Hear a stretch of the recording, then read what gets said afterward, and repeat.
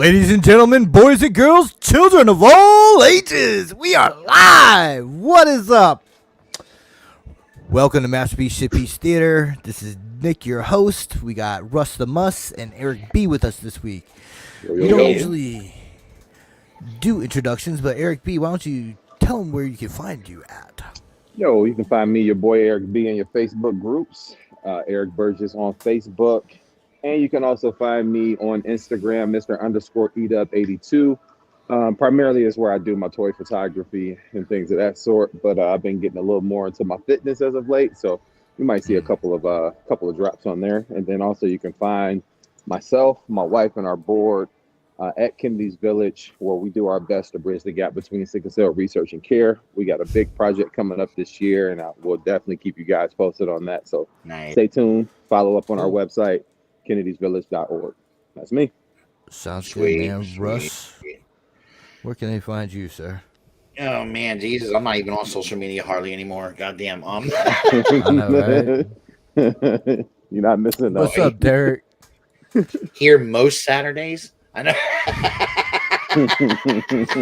Most Saturdays. Yo, don't be we should be back to a more steady schedule now coming on. But yeah, and I don't know. I mean, you can find me on Facebook every now and then. I might put something up, but I haven't really been on social media that much, man. Twitter sucks, dude. I can't fuck with Twitter anymore. It's getting rough. It blows, man. So, and then in my Instagram, it's just like, I don't know. I stopped. I almost forget about my Instagram. It's terrible, but yeah. What, you niggers? Where we find you? Oh, you find me on Facebook as Nick Brammer, and that's about it. There you go. I ain't fucking around nowhere else, man. I'm on Twitter too, is Brammer_Nick, I think.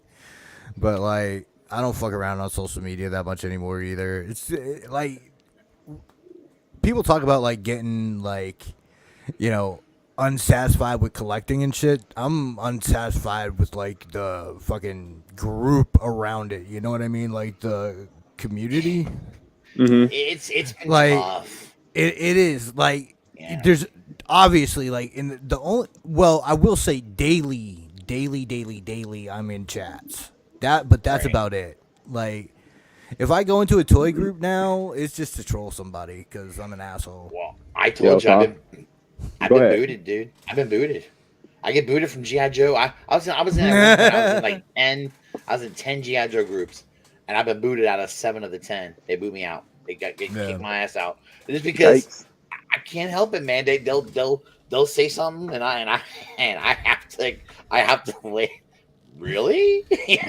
just can't hold it, huh, Russ? I can't, dude. I can't, man.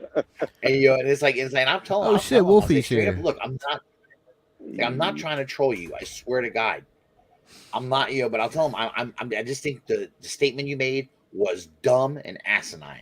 But I'm not trying to troll you.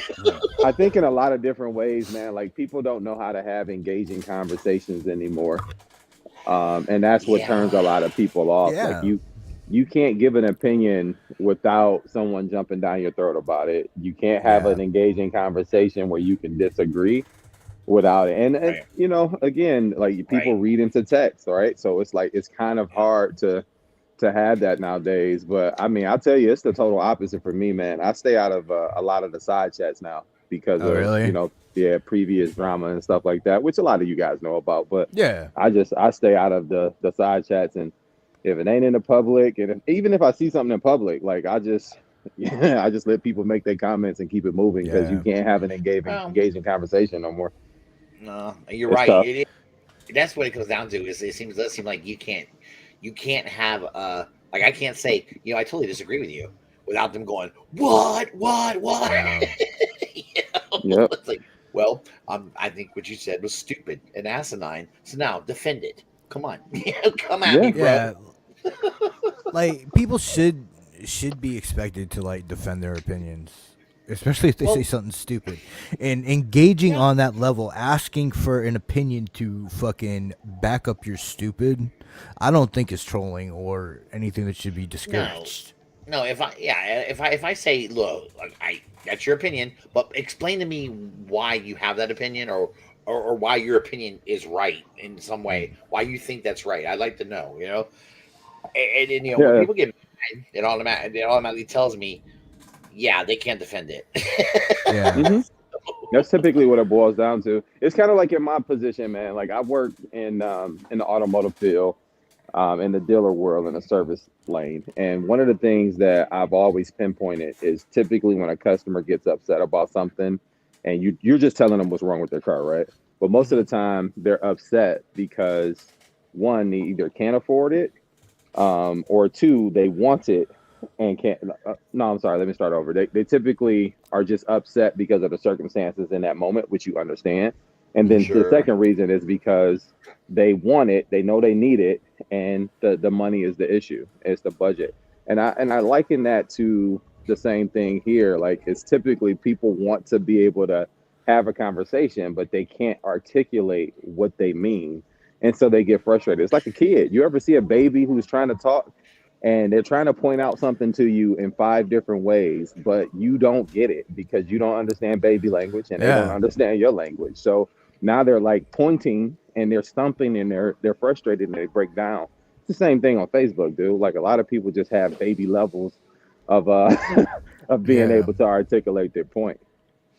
Like I think that's like I'm at my Waldorf and Statler stage of social media where I just like sit back and just watch everything and laugh. You know, just like from the balcony.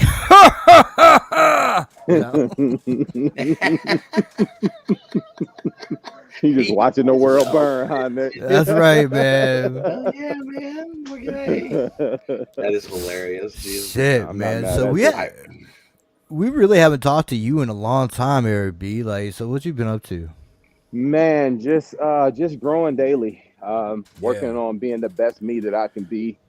And that's been a process, man. It's been a process working on my family, working on being the best husband, the best father I can be. And that's pretty much what's it. What's up, Brink and Ease popped in? Yo, we got a lot of people in here tonight. Let's go. Man. Thank you for drawing in some people that'll look at our show. Oh, man, that is not me. Nah. That is not me at all, man. But yeah, that's been it, man. Just working on being the best me I can be. Also working out constantly, trying to get this body right, and that's about it, man. That's about it. Nothing special. Yeah, man. Dude, last time I saw your ass, you was swole like a motherfucker. Anyway, I was like, damn, dude. Yeah, that was a Skullfest, right? That was last time we seen each other. I was like, this dude is. I told you, I was like, you bigger than a motherfucker. Damn. Yeah, man. I was looking at it, like I was like, he growing in the right way, where I'm growing in the wrong way. Last time I saw you face to face was Baltimore. Baltimore. Yeah. That was the last time. That was a good time, baby. Oh yeah, that was fun time, man. Brian Brink. YouTube told him to be here, so that means Brink has his notifications on. Thank you, sir. Hey, you know what? Good for you, That's nice. For one. That makes me feel warm and fuzzy. Yeah, but you don't get to say that very often. Good for YouTube. That's not a very good thing, you know. Usually YouTube gets shit stormed, you know. No, happy for him. That's good. Yo, so that is so funny. Baltimore was a great time, I have to say. Yeah. And also kudos to you, Nick. Like we ain't see the old school Brammer. You held it under control. I'm proud of you, man. Yeah, I was just waiting for another 6 months to show my ass again. I missed all the fun because me and Anik was there for like the day, and then we left. And I heard all kinds of good shit that about. I was like, "Damn, I said, man, it was so fun." Dude, Russ, you remember where we went to lunch? Yeah. Okay, we were at that area every night at that bar. That's awesome, dude. That's the one the one that was closed. It's a good spot. Yeah, every night. Yeah, it was. Yeah. It was an amazing spot, bro. It was. It was cool. Like. It was a little chilly, but it wasn't super cold, and it was an opportunity for people to just kind of hang out. Like that became the corner, man. Like man. That was cool. That was a real good time. Yeah, man, we abused that place. The first night they had like beers that were like half off that weren't supposed to be. So we were drinking like gourmet Belgian beer at like fucking $5 a pitcher. Shit. Yeah. Oh, yeah, man. It was fucking nuts, man. I had no clue that's what was going on. Yeah, that first night, yeah.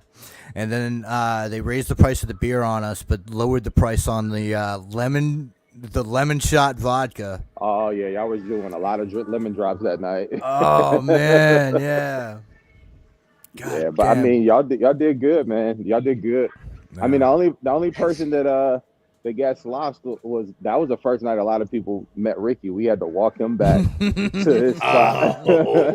I mean, I wish I could have seen Ricky fucked up. Man, He's obnoxious as fuck sober. Imagine him drunk. Oh shit! Shout out Oh, to Ricky, love it, man. Love dude. that I got guy. moonshine in my boy, hand, though. or I'd fucking run the fucking disclaimer. Yeah. we had he and I had such a good time at Skullfest with him because he and I were just bullshitting Yeah, the whole man. time of there. I was like, dude, I mean, the dust kept coming over. And we're going, what's the fucking Russ and Ricky show? What the fuck is this? You know, and I'm like, Yeah, man, dude. So Fest was a great time. It was a great time. Yeah, That was my and- first one, and that was a good opportunity to see a lot of people that I hadn't seen in a long time, and just catch up and just relax. You know what I mean? It's been a minute. Yeah, absolutely, absolutely. That's a good. It's always fun just to see people you haven't seen in a minute. It's always good. I enjoy that. But hey, yeah, shit, Ricky, I love that motherfucker though. God damn. Yeah, Ricky, cool dude. Oh, that's what I was gonna say. Fucking Ricky was on one of Dante's movie podcasts just recently about horror. So you like movies. horror? Oh no shit, was he really? Yeah. That was and the thing that jogged my memory on that was you talking about that being the first time you met Ricky. Of course, that was my first time meeting Ricky too, but that was my first time meeting Dante, and me and him fucking like Dante's cool as shit, talk for a couple hours that Yeah, night, man. That was a lot of fun. He's I a think that was really the cool same for dude, me. man. Yeah, I think that was the first time I met Dante in person as well. Because that was So I seen him again at Skullfest, but that was my first time meeting him. Yeah. Hey guys, I'll be right back. Yeah, no problem, man. No problem, Bubba. Yeah, Dante was always there at Skullfest, keeping like anyone gets out of control, Dante's ready to take care of business. You know what I'm saying? People like behave themselves. I don't want to disparage the man. I think he's a blue belt. He's a badass dude. I just like talking to him because he's cool as shit to talk to, man. He's a good guy, man.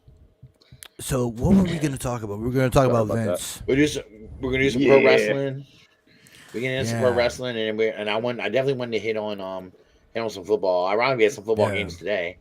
So, but the pro wrestling shit. And I guess the big news is Vincent Kennedy McMahon is back in the WWE, and there's some signs pointing to somebody buying the WWE. The genetic jackhammer that is Vincent Kennedy McMahon came back swinging fucking to get back in WWE. He fired like 3 board members. It's just like, you're fired.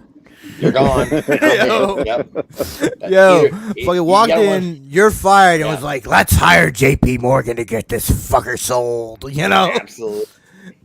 Yo. Like, hell yeah, we're in. So it's crazy. He came back, and the stock prices jumped, too.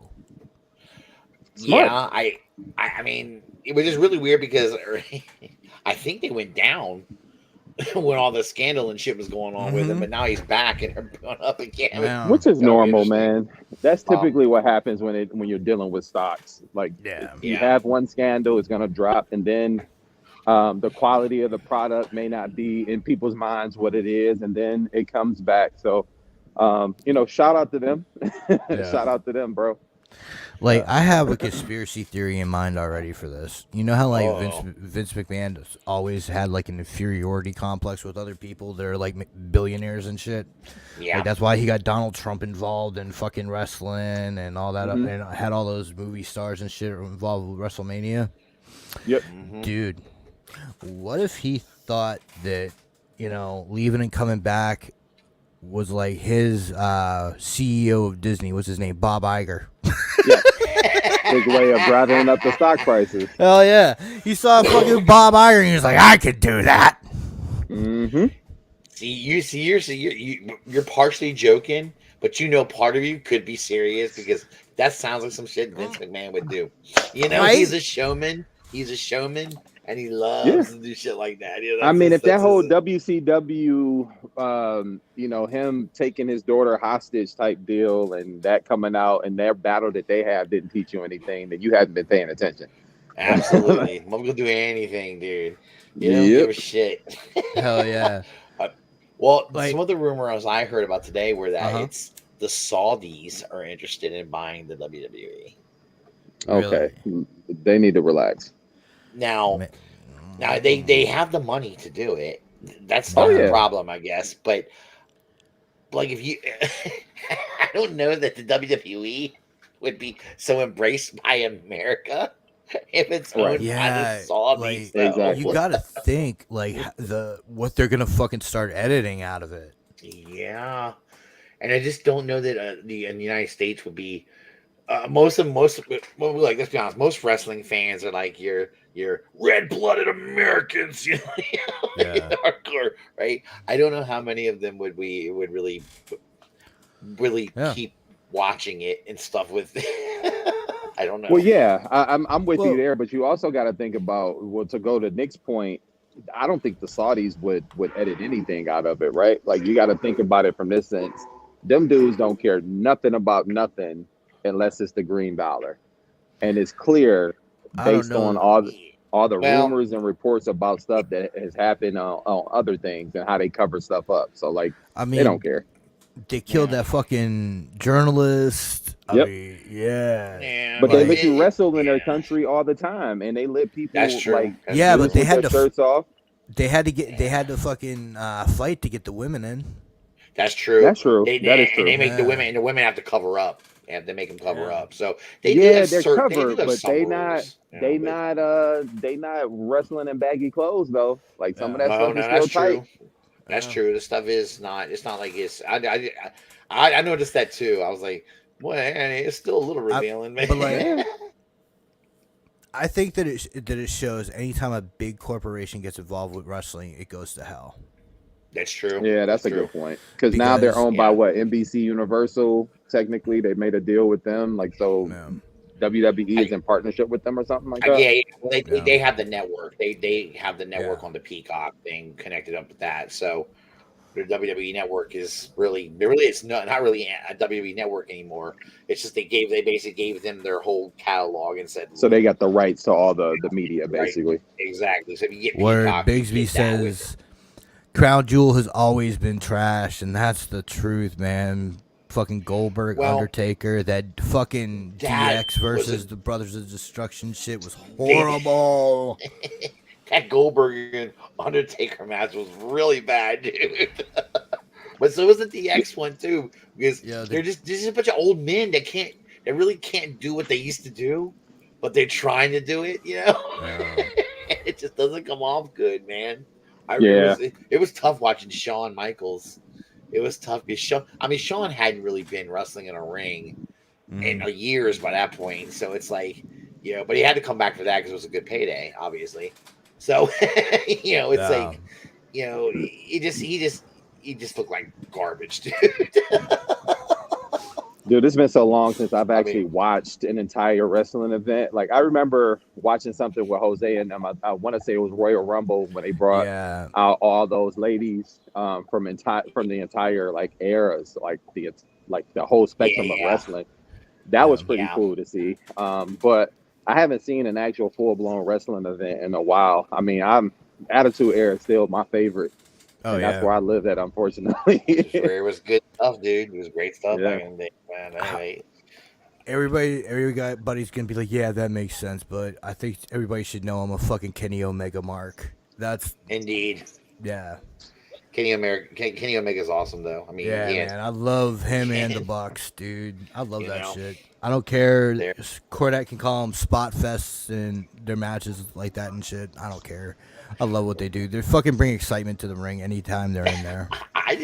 But see, I like all their spots. They're kind of cool looking. They do some crazy shit, man. I don't know. That's it. So that's the. You guys, what I was thinking about. Maybe Mandy Rose is probably thinking, God damn it, why couldn't Vince have come back a few weeks earlier? Yeah. I could have given him, I could have given him a hand job and kept my job.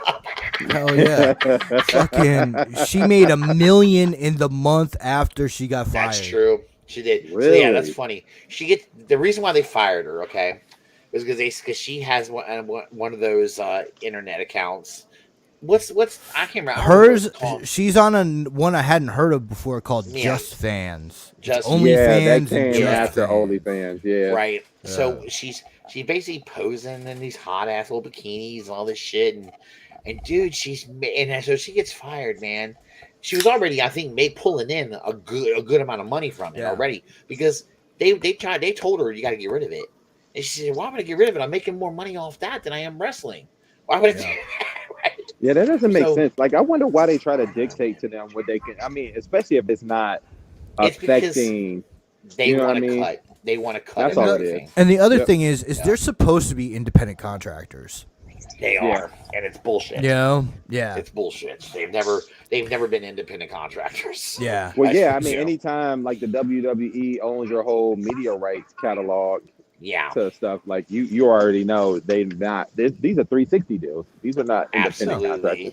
Yeah, absolutely. And so they use this to basically fire her. Now, when one of Vince's scandals was that he was involved with some of the talent, and wasn't he involved with her? She was the one whose name came up. Yeah, that he was fucking around with her, and so it was already out there that, and I was telling Anna, I said, I feel like they were looking for an excuse to get rid of her. I really do. Mm-hmm. And she gave him a kind of a half-ass excuse because technically she is violating her contract so it's what it could have been worked out. And they've done it before. They've done it for other pro wrestlers where they've Paige wasn't Paige doing the same thing, and they Paige figured had it some out. stuff. Yep. The up, down, whatever thing that down, Xavier does. Yeah, I mean, there's others that have what's her name? The chick that's running in on SmackDown now, running with I can't remember, Selena Vega. That's her. Selena Vega, yeah. Yeah, she's got her. She's a gamer, chick, and she's got her whole thing on and she has a good following, and she quit. I mean, they got rid of her over it because she wouldn't give it up. But then they brought her back, and she made the deal with them to be able to keep her shit. So they could have they've given before. I just don't think they wanted. I don't think they wanted to give. They wanted a shot. I think they wanted a reason to get rid of her. Yeah, so trimming the fat. I mean, well, not only that, hindsight's 2020, and she's out, and then Vince pops right back in. Right, that's another thing. I mean, they don't look good. No, it doesn't. It doesn't. I think Vince. I mean, this isn't a surprise. They've known Vince. They've known Vince is going to be back. I'm sure. I don't believe Vince just showed up. But it's. So I mean, the company's always covering up. Have you ever noticed that about the WWE? Yeah, it's constantly got one scandal after another ever since the 90s. Absolutely, and it's hell, even in the 80s, man. Ever since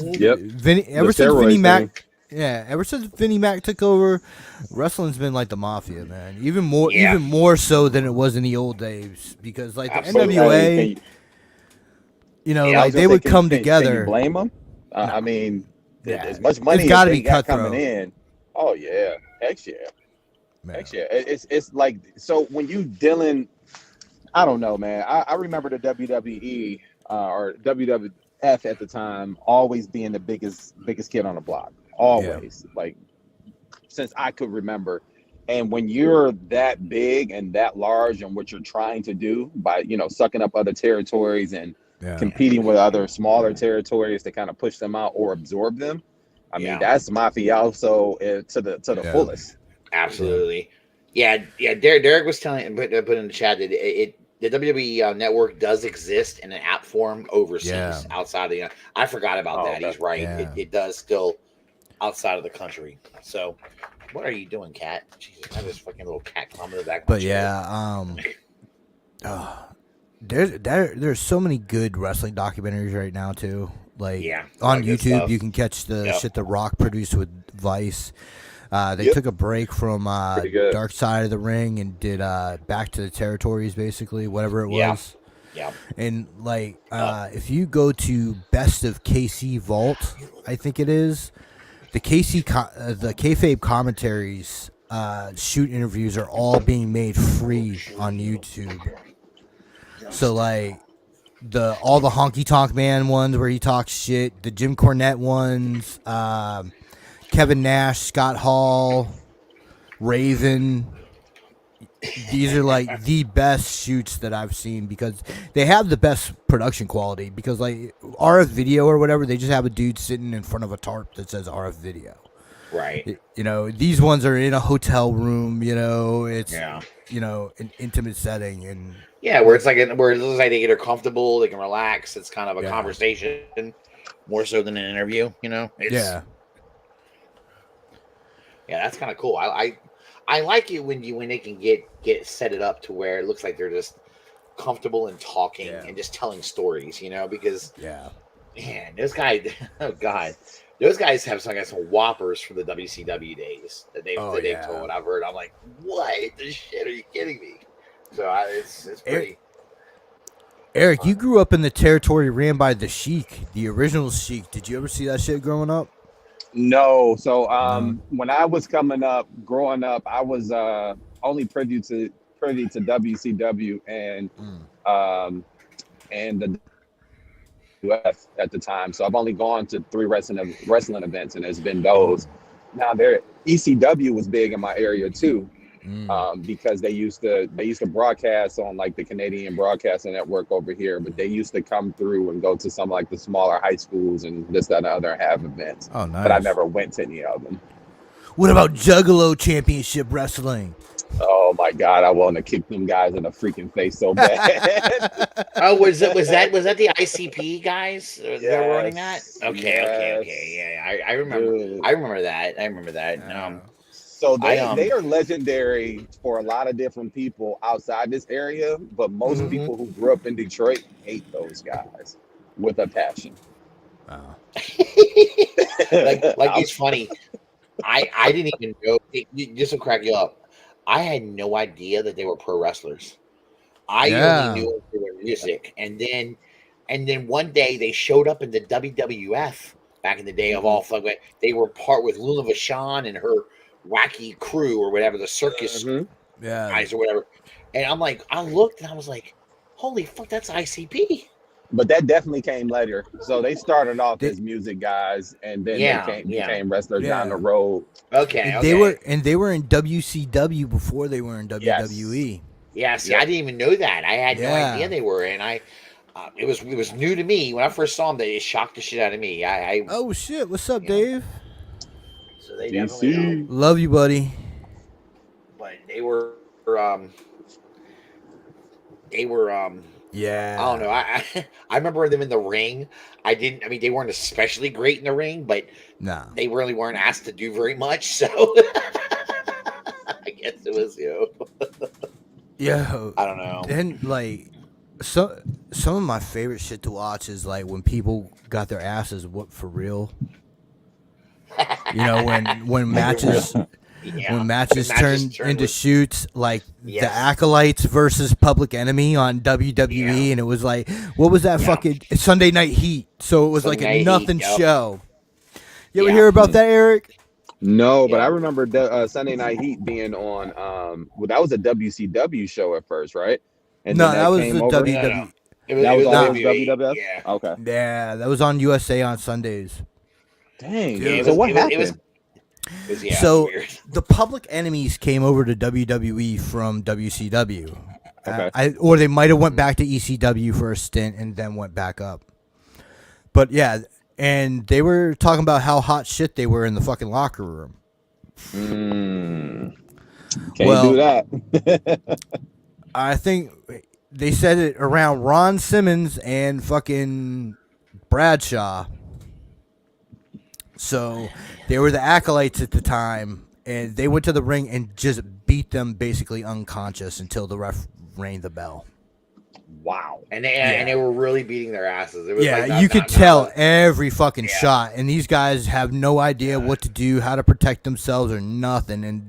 And dude, Ron Simmons is one of the strongest dudes to ever do that thing. Dude, both of them are former football players, bro. They don't play. Yeah, I remember Ron Simmons, especially, like, even Ron Simmons, later Ron Simmons, when he was like, you know, a little up there in age, was still a bad motherfucker, you know? That's what a Ron Simmons, dude, like, the fact that he could fucking recover from what they did to him at first, when he was first Farouk, and he came out dressed like a teal fucking gladiator. Yeah, I know. He pivoted. His career has some ups and downs, but they have more ups than downs, and I give him credit for pivoting. Dude, do you guys remember when he tagged with Butch Reed? Butch Reed, Doom. Yes. Doom. Yep. Remember Sister Sherry was their manager?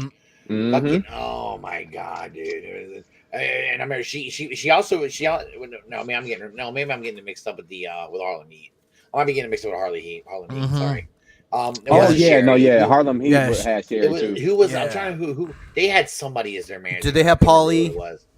It maybe it was Paulie. No, but I thought Ron Simmons did have a female. I thought he had a female manager too. I thought so too, but I could be wrong. Yeah, me too. But it's man. That's funny because that was WCW. I do think one thing that is kind of sketch is that, dude, for badass as Ron Simmons is, I don't think he's gonna be remembered for much else besides, damn.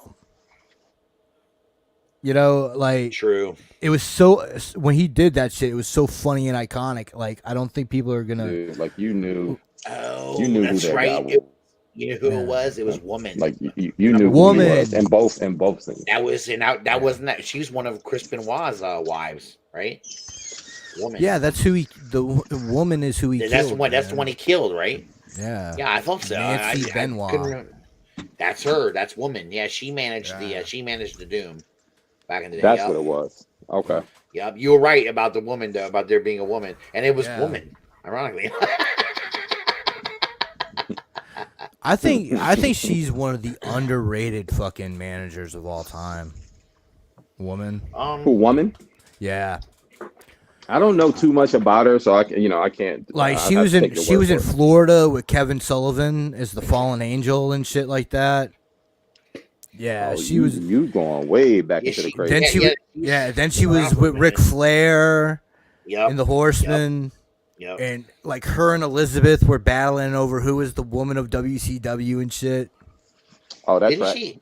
Didn't she also come out disguised as like a nerdy looking girl or something like that? No, that was Stacy Keibler, man. Was that Stacy Keibler? Okay, yes. I get them on. I say too many hotties to get them mixed up. I remember that. Stacy Keibler. Dude, we're talking about when he was in WCW back in the day. Yeah. When he was Doom with Butch Reed. Yeah. Right, and they were I don't know, that was my favorite, like, Ron Simmons. Because I liked him and Butcher. I thought they were a good team, man. And they had the look. It was just these two badass tough motherfuckers that would just kick your ass, man. Oh, I was like, damn, these are awesome.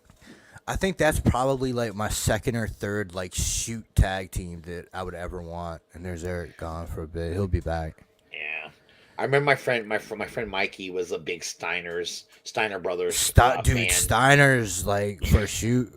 I'd like to have the Steiners on my side. Yeah, Scotty.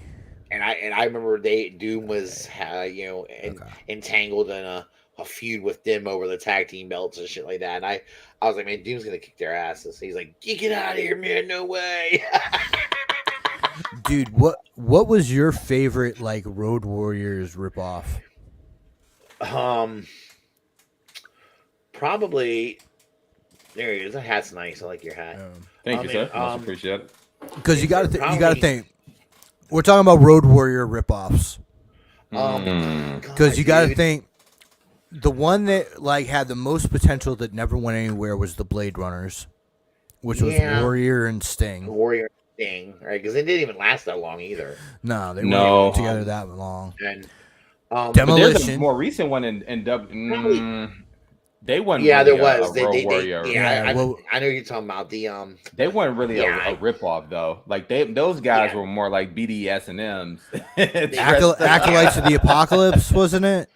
Was it Acolytes of the Apocalypse? I don't know. I can't say that they were either. Remember. They look different. remember But what wasn't Bobby Lashley a part of one like the new thing? Like there's a black guy who came out with shoulder pads recently. Him and another guy was a tag team in the WWE. I don't know. I couldn't remember. I think the best ripoff of the Road Warriors that had the most probably success was probably Doom, and they're the most memorable. I think Demolition was more successful than Doom. No, not Doom. I meant to say Demolition. I'm sorry, not Doom. Yeah. I got Doom. Derek says Demolition was more S&M-y. Yeah.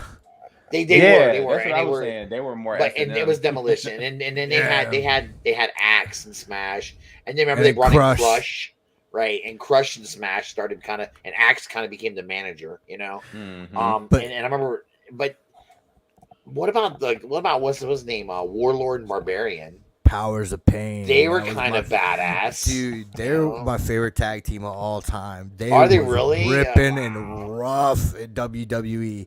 They weren't there for that long, but they were the Powers of Pain in NWA too.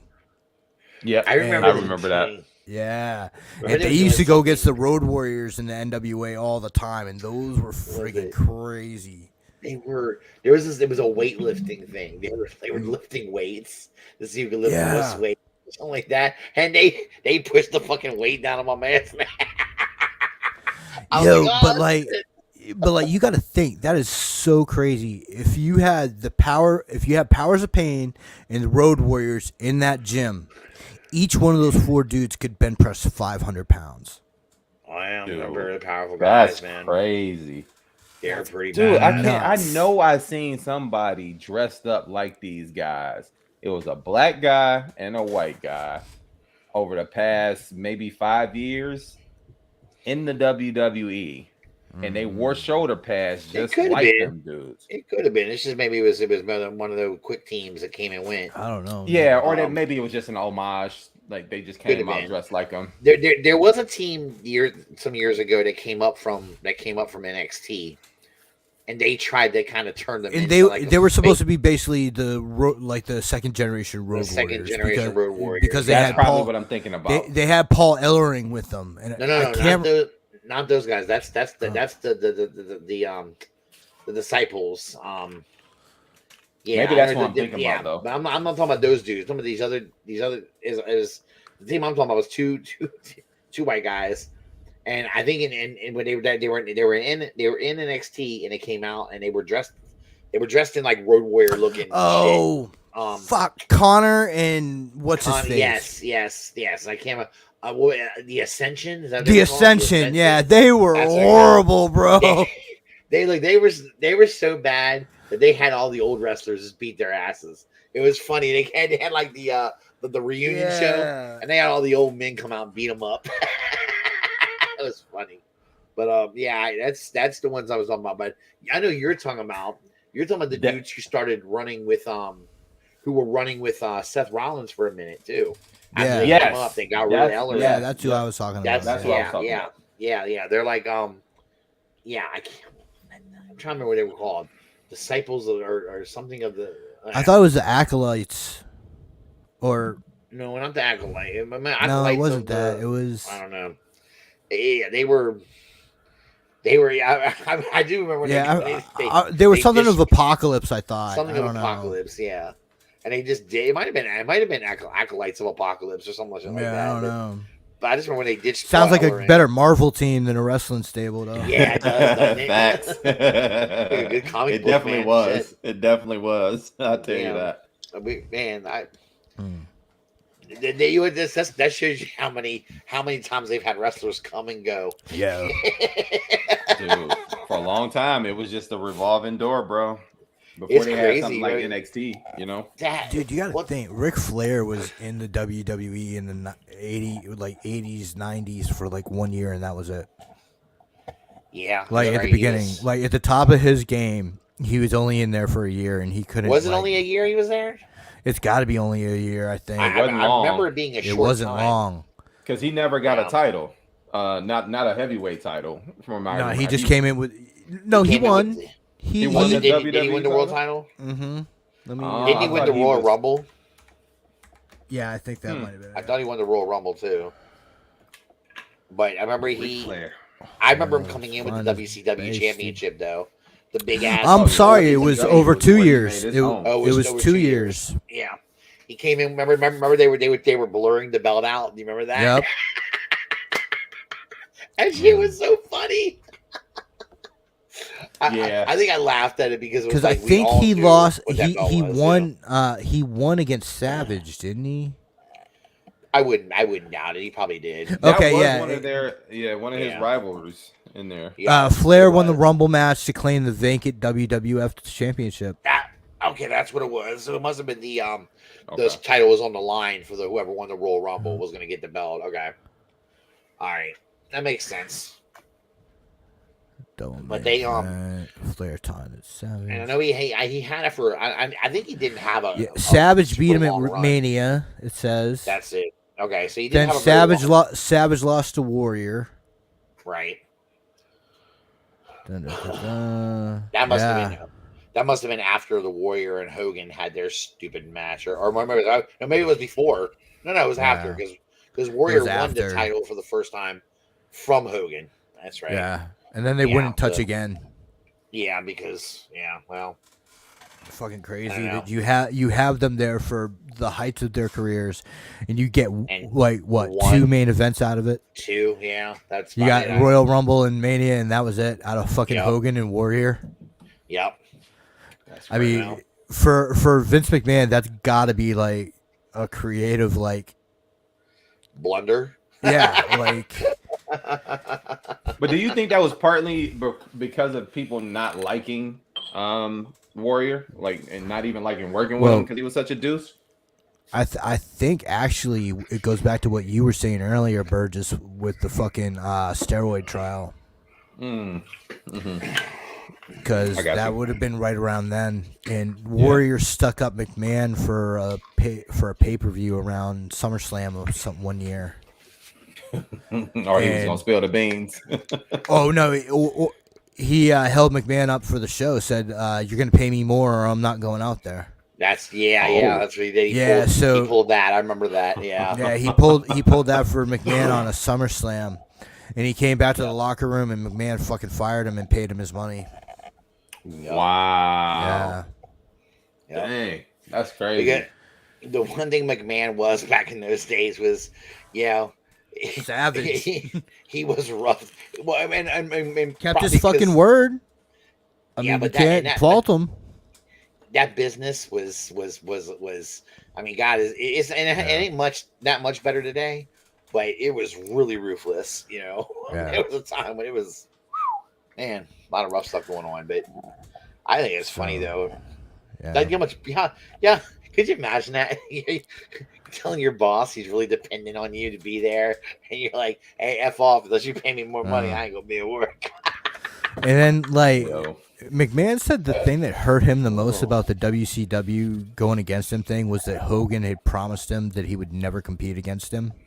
Yeah, I know. That's got and then, like 9 months later, he's in WCW. Listen, money Hogan, talk. Yeah, money talks. And WCW was giving guaranteed money. Those dudes could get hurt and not work. And get If paid, you ever watched the you Kevin know? Nash shoots where he talks about all the crazy shit where they got pay raises and shit from WCW just over because remember, in their things. contract, they always had to be the highest pay guys by a certain amount. Not just like $1 over. It had to be a certain amount over. So anytime they sign any big star to the big contract, they would get a raise instantly because they were going to get mad to make certain amount of money over. Yeah, Smart. so they were making when Bret Hart came in, they were like, "Thank you, Bret." Yup, thanks, Bret. Brought him in. They brought Warrior in for a stint, and they paid him out I remember pretty that. good amount of money. They got a boost in too, and they got paid from Warrior. I mean, but think about it, dude. Like, if you that smart to have that foresight into two things: one, to know like you are a big name and you're gonna help with ratings, and then two, to know that you can help this company become a main competitor of the other company. Yeah, I mean, that's some heck of a foresight, man. Their lawyers deserve a lot of money on that. Yeah, I think it was. It changed the business. It did for at least for a while. Yeah. And I mean, even today, because McMahon, it changed the way McMahon had to treat his big stars. You would not have guaranteed money without Hall and Nash. You would not. And there was a time when McMahon would treat even his big stars like, they didn't make because Bret Hart was a mark for himself and would never ask for money. So it kept everybody else's wages down, and that's why McMahon loved having the fucking belt on him. Because he's the big star, and I'm only paying him this. So, but that also comes back from like the way he was raised, man. Like his dad was such a honorable man, from what I hear. You know what I mean? Yeah. That he grew up with those same work ethics. Yeah, those same ethics, and it was like, man, for him, it was a privilege to wrestle on a big stage. It wasn't always about the money. No, sure, so he never even looked at it like that. Doubt. But I mean, nowadays, like, dude, like, I mean, he deserved everything he got coming to him, all that money. I mean, he was one of the best. He was one of my favorites when I was a kid, man. Bret. I never got Bret Hart. I don't know why, but I never did. Well, I liked him when he was tagging with Jim the Anvil Neidhart when they were the Hart Foundation. That's when I was a big fan of him. Dude, I liked Owen. You liked Owen Hart? Owen Hart was bad. Owen was always a pansy to me, though, man. Like, I always felt like he was the runt of the group and always whining and crying. And it's like, man, if you don't go sit down somewhere, man, and get out the way of these grown folks, like, I always liked Davey Boy Smith, always liked the Hart Foundation and, everything that they did. But when they had Brian Pillman with them, too. Right, I was like, dude, that was funny. That's right. Pillman was from fucking Cincinnati. I remember it made me laugh because he was on crutches and stuff. And the irony is that he really was injured. Yeah. He's hobbling around, But go ahead. Sorry. But I remember they got him like they brought up the old school. They had the storyline and eventually get him to where he would address Stone Cold Steve Austin because he had a history with Steve when they were the Hollywood Blondes, right? And he goes back, so they brought that up, and I love that they used an old WCW tag team and kind of brought that in the storyline. I was like, that I thought it was pretty creative. Yeah, because WWF do that shit. They was always hitting you with the camera roll. Absolutely, man. And I mean, it was great because Steve Austin was like, "I'll kick your ass. I don't care who you are." I want to talk about one more story on wrestling, and then we can get off and talk about something else. Okay. But how we were talking about how Hall and Nash got all those pay raises, besides the Bret Hart bump, I think Nash said the second biggest one that they got was when JR went on fucking Raw and said Razor and Diesel are coming back. Really? WCW thought that there was some hole in their contract where Hall and Nash were going to be there. So they got like $1 million raise on that shit. That's some crazy number like that, and they were just sitting back laughing, watching it in the truck. That is so fucking crazy, dude. Kane and that other guy came out. Yeah, dressed up as like fake to fake. Wow, that's amazing, dude. That's so funny. Right. I mean, good for them. Oh, by the way, and everyone checked it out, but it was on YouTube. Sasha Banks, aka Mercedes Moné, is what she's going by now, made her debut in New Japan Pro Wrestling. One of my favorite female wrestlers, and she looks good. She looks healthy. That's good. I think that I was happy for her. Even if she's taking time off, because I felt like she needed to get her body right, and she looks like she's. What happened to her? And did there something happen to her? They had a falling out over creative differences, and her and her tag team partner, they were the tag team champions. They were at Raw. They were scheduled to have a match that night, and they got pissed off. I remember this at the match, and they quit. They left. They walked out, and they didn't actually quit. They just walked out. They just walked out, and they didn't. Yeah. And they took the belts with them. Well, no, they left the belts. They left the belts there. Oh, did they? And they left the belts. And what's his name? That fucker name. The WWE's like main announcer guy. Now Michael Cole. Michael Cole actually addressed it and Vince talked about it and said they were unprofessional, and they left, and it made me laugh that they actually. He's like he threw him under the bus, man. Put it out there. Man. But she's and then rumors have been swirling about where the two of them are going to end up at. Naomi. Trinity or name. Her husband is one of the Usos. The Usos, yeah. So she's probably going to be okay. I mean, whether her contract's up or not, they probably have her signed to a new deal already. She'll be all right. Yeah, she was also one of my favorites of the modern era of women's wrestling. Yeah, I liked her too. I liked about her was she came in as just a dancer, man, but she worked her ass off and actually learned how to wrestle. It was pretty good. Yeah, her really and Ariane were tag teams. Yeah. That's right. They were like, they were they were Funkadactyls. The Funkadactyls. Yep. The dumbest name in the history of women's Definitely. Funkasaurus, Brodus Clay. Yeah, but that Naomi's got a nice ass. Goddamn. Anyway. You're not wrong, bro. You're not wrong. Apparently, there's a picture of Bayley did the show and flew to Japan to be there with Sasha Banks when she debuted there. Naomi was there. Cool. AJ Styles was there. He flew out there to go be there. And what's his name? The big dude that runs with AJ Styles. Not Carl, not Anderson. The other guy, the big Gallows. Dude. Gallows was there too. Yeah. So because they're all tight with Sasha Banks, so they all were out there to kind of support her, and they were backstage while she went out there, and that was cool. I like to see. Yeah, I heard about Sasha Banks, and I heard fucking Kenny Omega had some kind of crazy ass entrance and had another 5-star match. Dude, I'm telling you, man, he's crazy, dude. As far as in-ring work, right now I like Kenny Omega over anybody. Give me Kenny Omega. Good, technical. Fun. But man, my world's been rocked a little bit lately because I've had to rethink about who is the GOAT of wrestling. And dude, this is the first time I've active GOAT or all GOAT? Greatest of all time. All time, dude, all around. I don't know how you can pick any one person. I'm telling you right now, it's Jericho. It's hard. Chris fucking Jericho, man. How many times has that dude reinvented himself into a main event wrestler?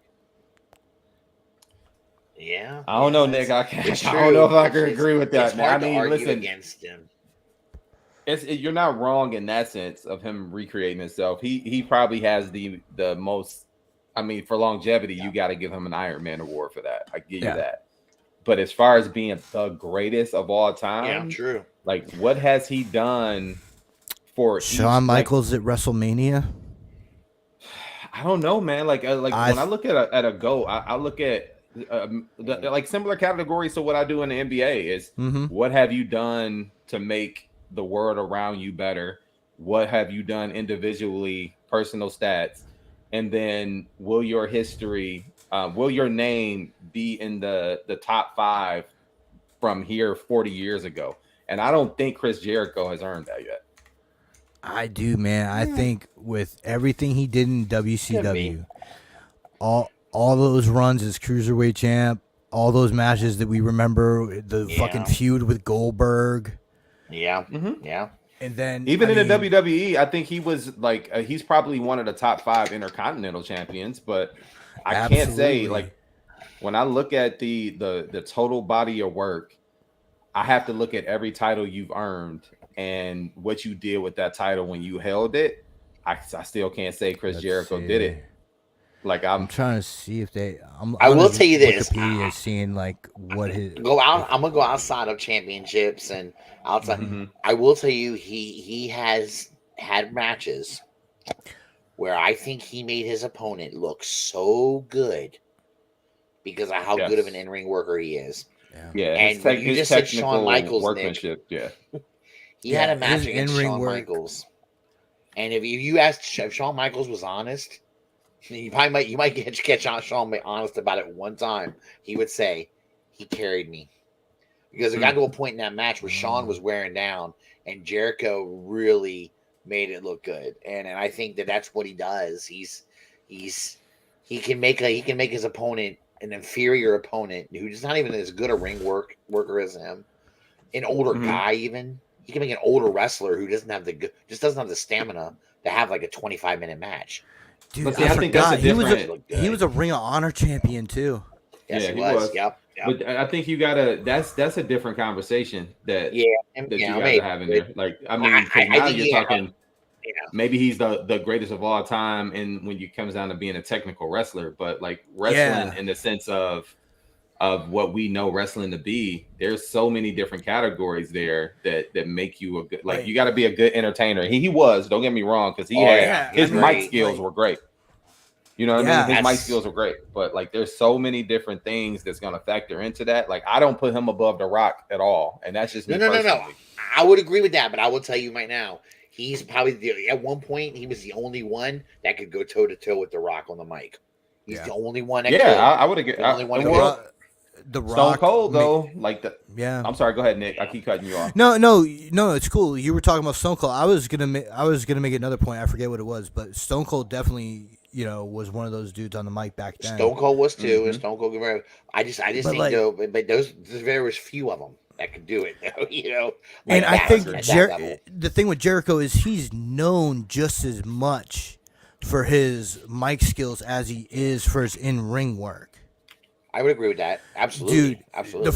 The first memory I think of whenever I think of Chris Jericho is when he's on WCW with that long ass piece of paper, the 1001 moves of Chris Jericho when he was going against Dean Malenko.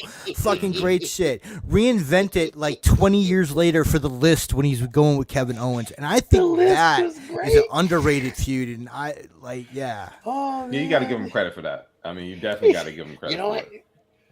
Just made the list. Yeah. So good, dude. So good. So is The Rock your number one, EB? Yes. Yeah.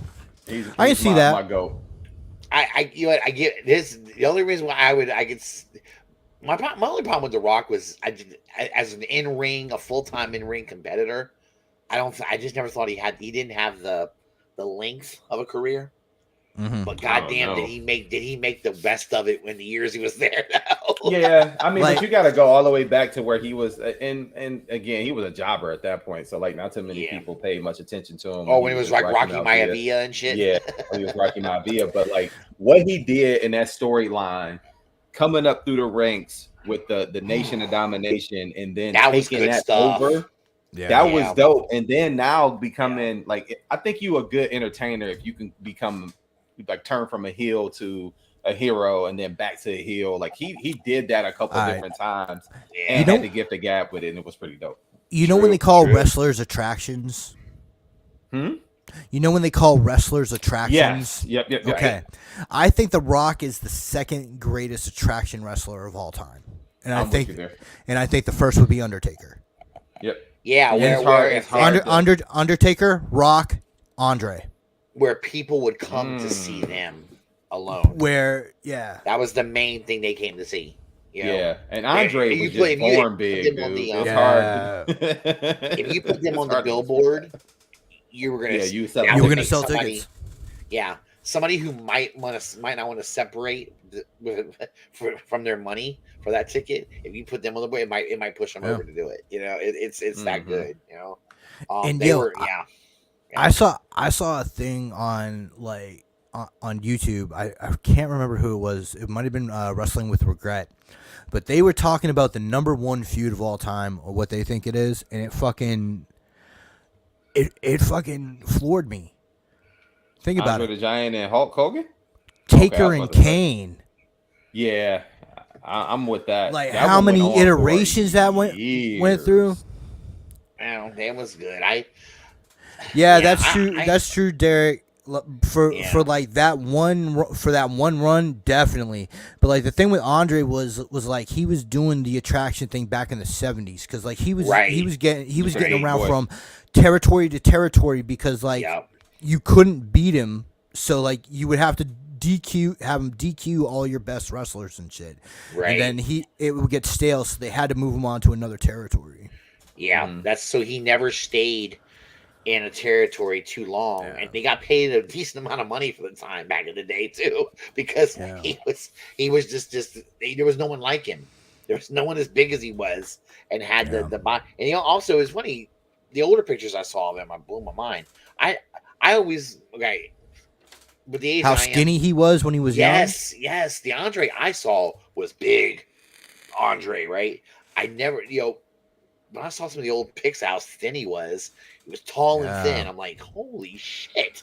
Look at this guy. Yeah, like there's pictures of him young where he's wearing like the Ric Flair style wrestling tights. Yeah, absolutely. It blew my mind. But he was just such it was just so different. There was nothing much like. And I'll give Hogan some props. Hogan I think was a big draw one time. Yeah, I don't think anybody besides supposedly nobody besides Stone Cold outdrew Hogan. That's about it. Yeah, I mean, wow, Hogan was a real big. Yeah, I mean, Hogan was the '80s, and Hogan had 2 eras. Well, 3 really. He had his AEW era. But I mean, nobody knew him really in AEW. Like not like that, but like you're right. What was it? AWA? AWA. Sorry. Yeah, the Hollywood Hogan era, and then the regular Hulk Hogan era were his 2 biggest. And that's another guy who reinvented himself. He was old at that point, man. Like he was up. Well, there. he was originally a heel, and a lot of people forget that. And he turned, and then once he turned face, it was like, that's why it was such a big deal in WCW when he turned heel. I don't think a lot of people even knew he was a heel once before, because they're so used to take your vitamins, say your prayers, Hulkamaniac thing. I think come on, with all the bullshit Hogan got exposed for these past couple of years, you still can't deny his hold on the fan. Oh yeah, definitely. Like you can't. You can't disrespect how a legacy is a legacy. Yeah. But like as far as greatest of all time in my mind, I can't put Hogan as the greatest of all time. I think, but see, there's a difference though, right? So I'll give you an example.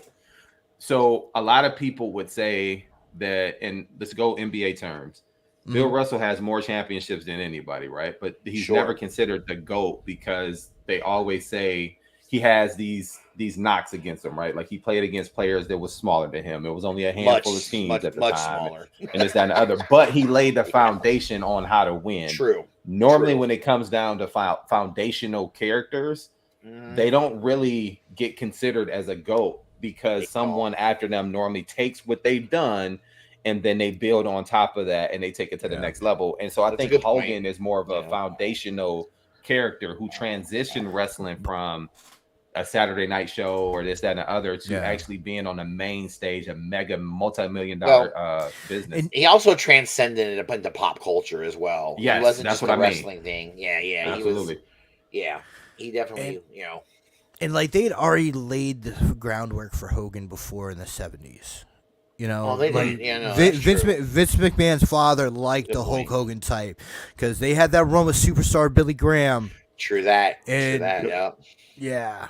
And then they did that, and then they brought in Dusty Rhodes and saw that too. And they also had lots of other guys. I mean, they brought in. I mean, Rocky Johnson back in the day was a buff motherfucker, dude. Yeah, big, man. They loved the buff dudes, man.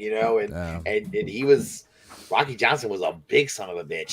His arms were huge, So and it's no wonder that his son can look like that now, right? Yeah, I know, right? I know, it's crazy. It's I wonder if he's bigger than his dad was. Oh, he is for sure by now. You think he's bigger? Yeah, that dude is enormous now. I mean, I know when his dad at his peak was a big dude, man. His chest was huge. But he was always the smaller one on that tag team. I know. That's because Tony Atlas was jacked. Tony Atlas had muscles on muscles. Toe liquor and all. That's what's crazy about that. He was smaller, and look how jacked he was, and he was the small one on the team. Like what? Yeah, but we all know why Tony Atlas was as big as he was. Man. I mean, let's not front. That's my guy. He tell you it was just mama's grits, man. Yeah, mama's grits. All right. He's like, mom's grits, all right. I think he said that in an interview, man. Tony Atlas. Listen, funny, you dude. can fit all of Mama's grits you want in that syringe. Whatever floats your boat. Oh man, that's my favorite story involving Shawn Michaels. Kevin Nash told it on a shoot video. Yo, he said that the Warlord was in the fucking locker room with Nash and Michaels and about to go out, and Warlord said, "Hey, I need you to stick me." So Shawn Michaels took the syringe and put it in his ass and started pushing the plunger and couldn't get it to fucking plunge. He says, "Dude, I think you're full."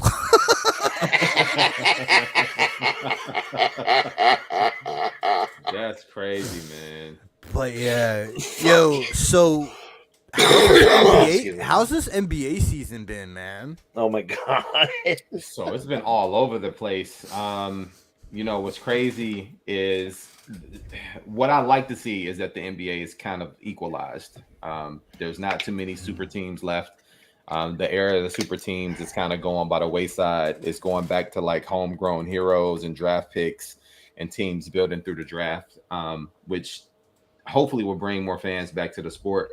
I didn't mind the superstar era. I thought it was entertaining, but I also was born in an era where like you had homegrown teams, and they became superstars and super teams as well. But it's been all over the place. Yes. It's definitely been all over the place, and I'm glad for it.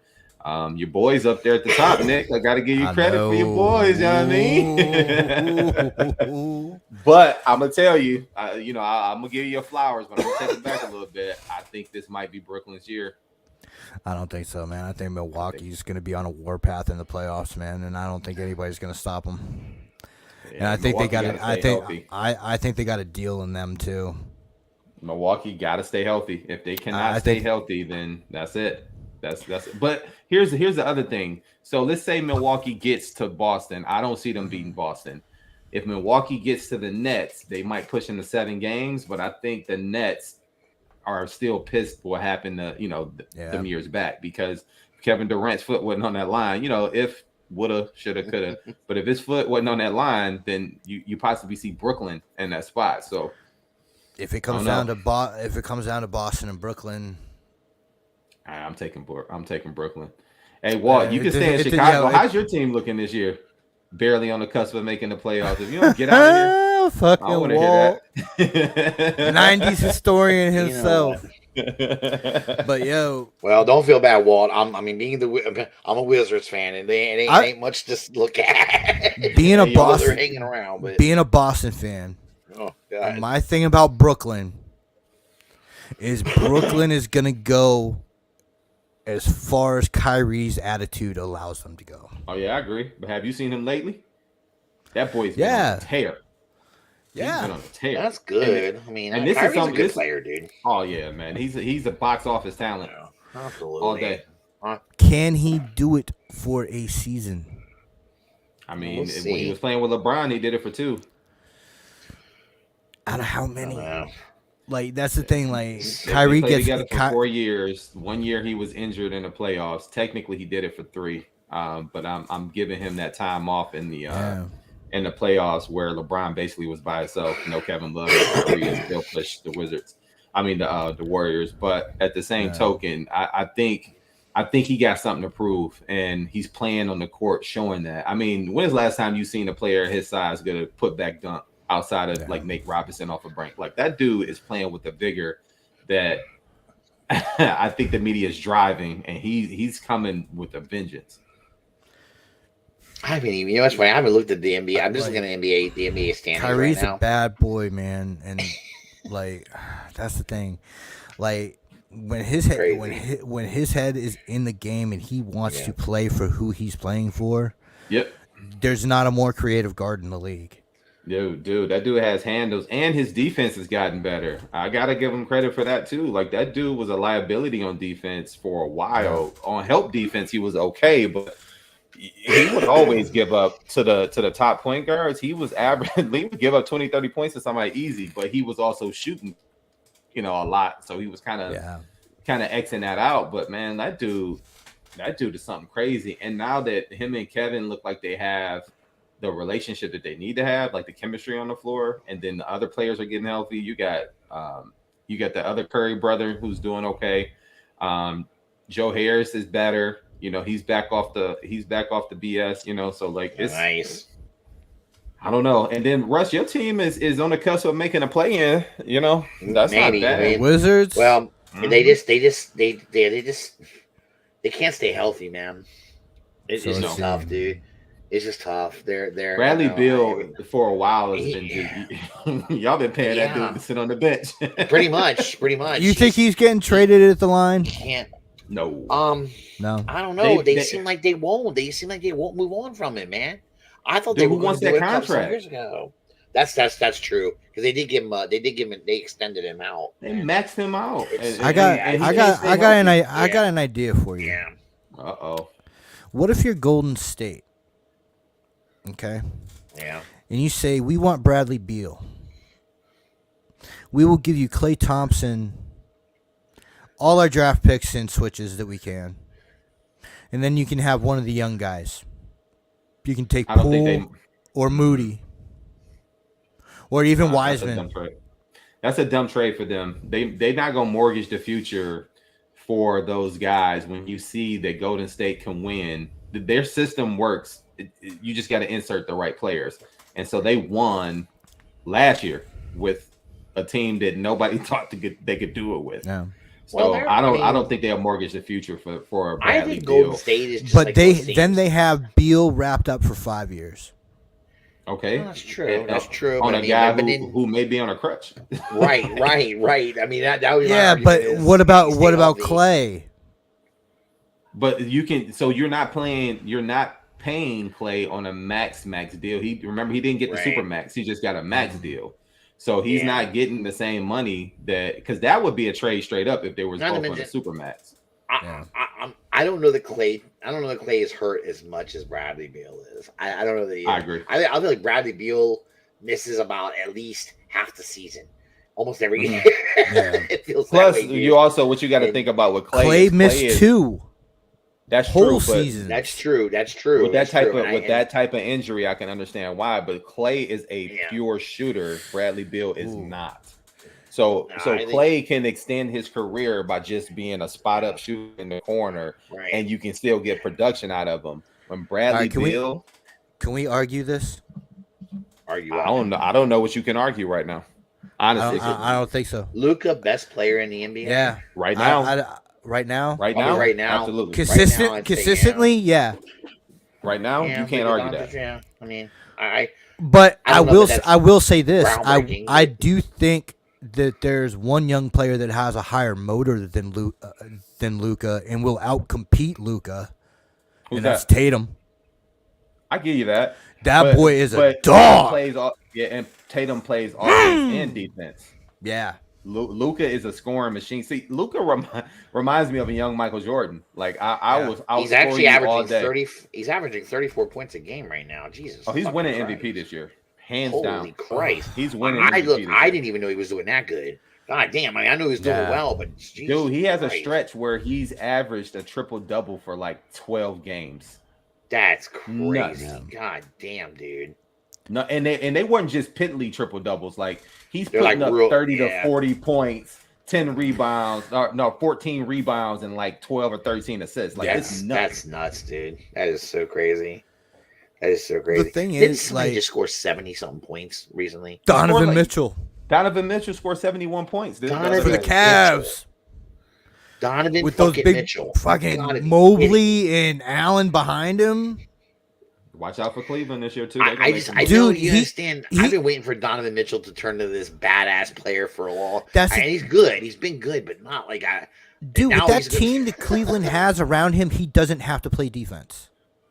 Which was his biggest thing. He had to expend. He was always on the top guard, having to expend energy on the top guard. So by the time the fourth quarter came, he couldn't knock down them. He wants So I mean, I don't know, Luka.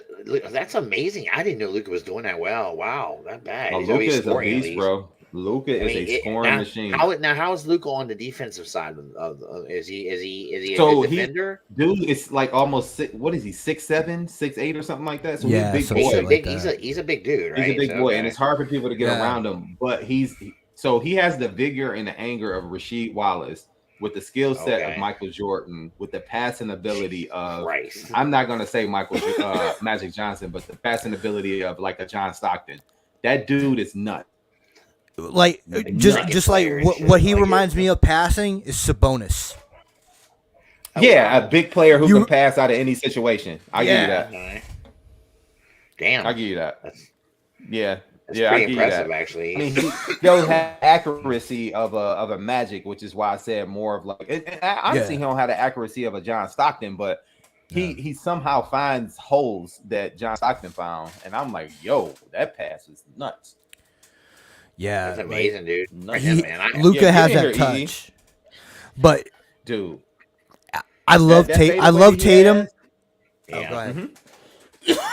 Go ahead. Talk about the fadeaway. No, I was just saying that fadeaway he has is just crazy too. Like he took Dirk's fadeaway and made it his own, and that Luka makes some very off balance shots look like a normal jump shot. Yeah, like it's crazy. That's impressive. But he wants you to hear in the background. I thought I heard somebody talking about tossing salads back there, bro. I'm gonna need you to relax. Off balance shot. But fucking, I love Tatum. I recognize out of the two, he's the better player. But my favorite player on the Celtics is goddamn Jaylen Brown. Dude, so he's the guy that y'all need to shore up, because if y'all don't, he's gone. Yeah, that guy deserves a max contract too. Absolutely. Yo, the way that dude has his head screwed on his shoulders is impressive for someone as young as he is. Yep. Absolutely. Absolutely. What's up, E? Oh, he's muted. But yeah. Okay.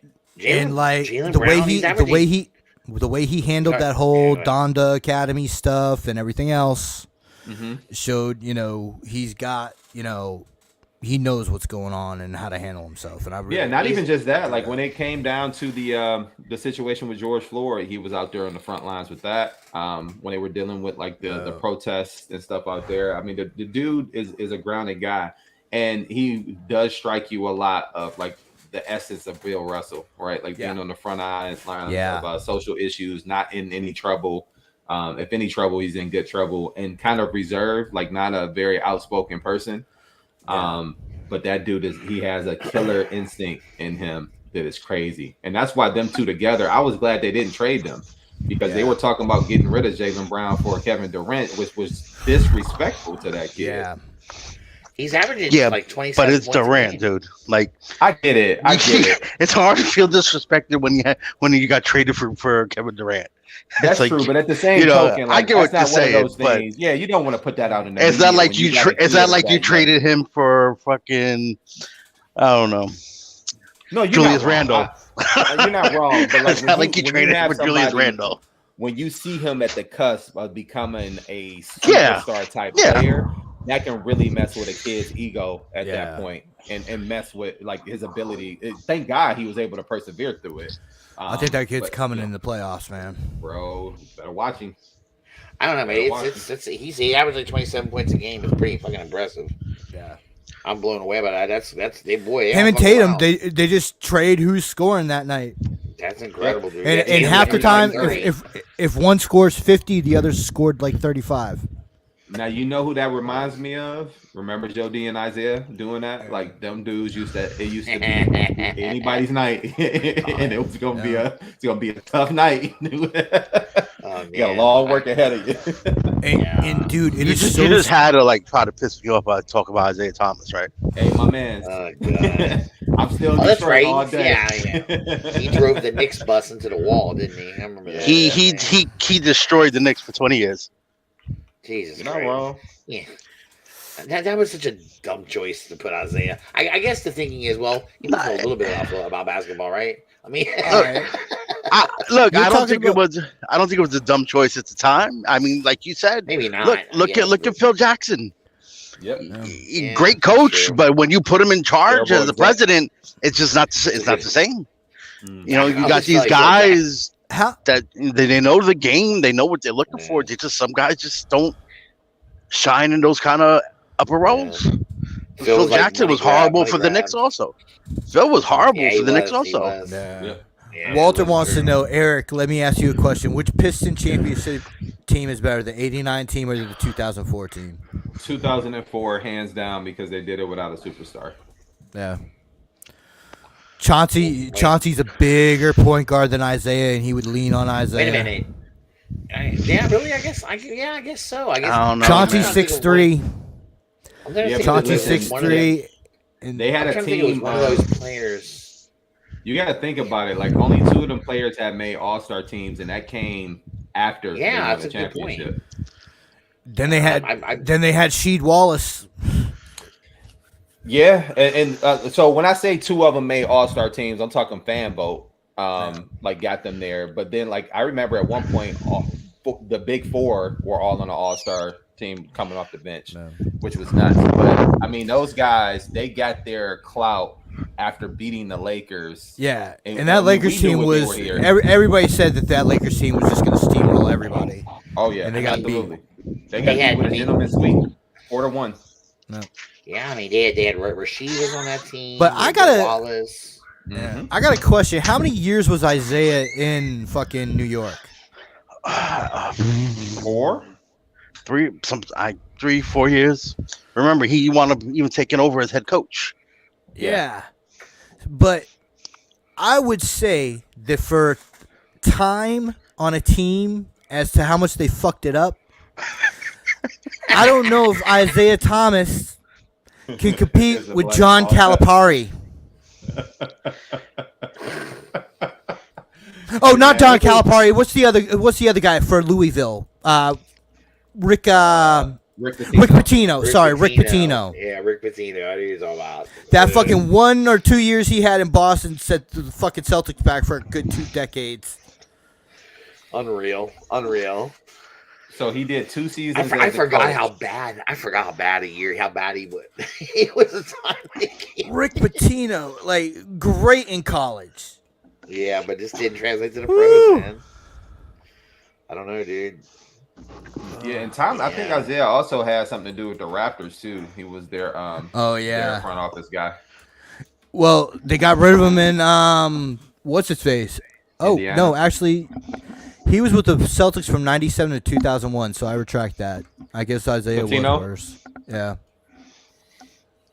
Yeah, I remember that. It fucking pissed me off. But also he had his runs with the Knicks too, where that was bad. See that 2004 Pistons roster had a guy named Richard Hamilton on it. Right? Well, he played for Washington, and Washington traded him to Detroit. And I was one of those people that was like, no, don't trade it, because I liked him. I thought he was a good player. And I think they fucking did it anyway. And what I mean, he just goes on and wins a fucking ring. You guys had McDyess coming off the bench too, didn't you?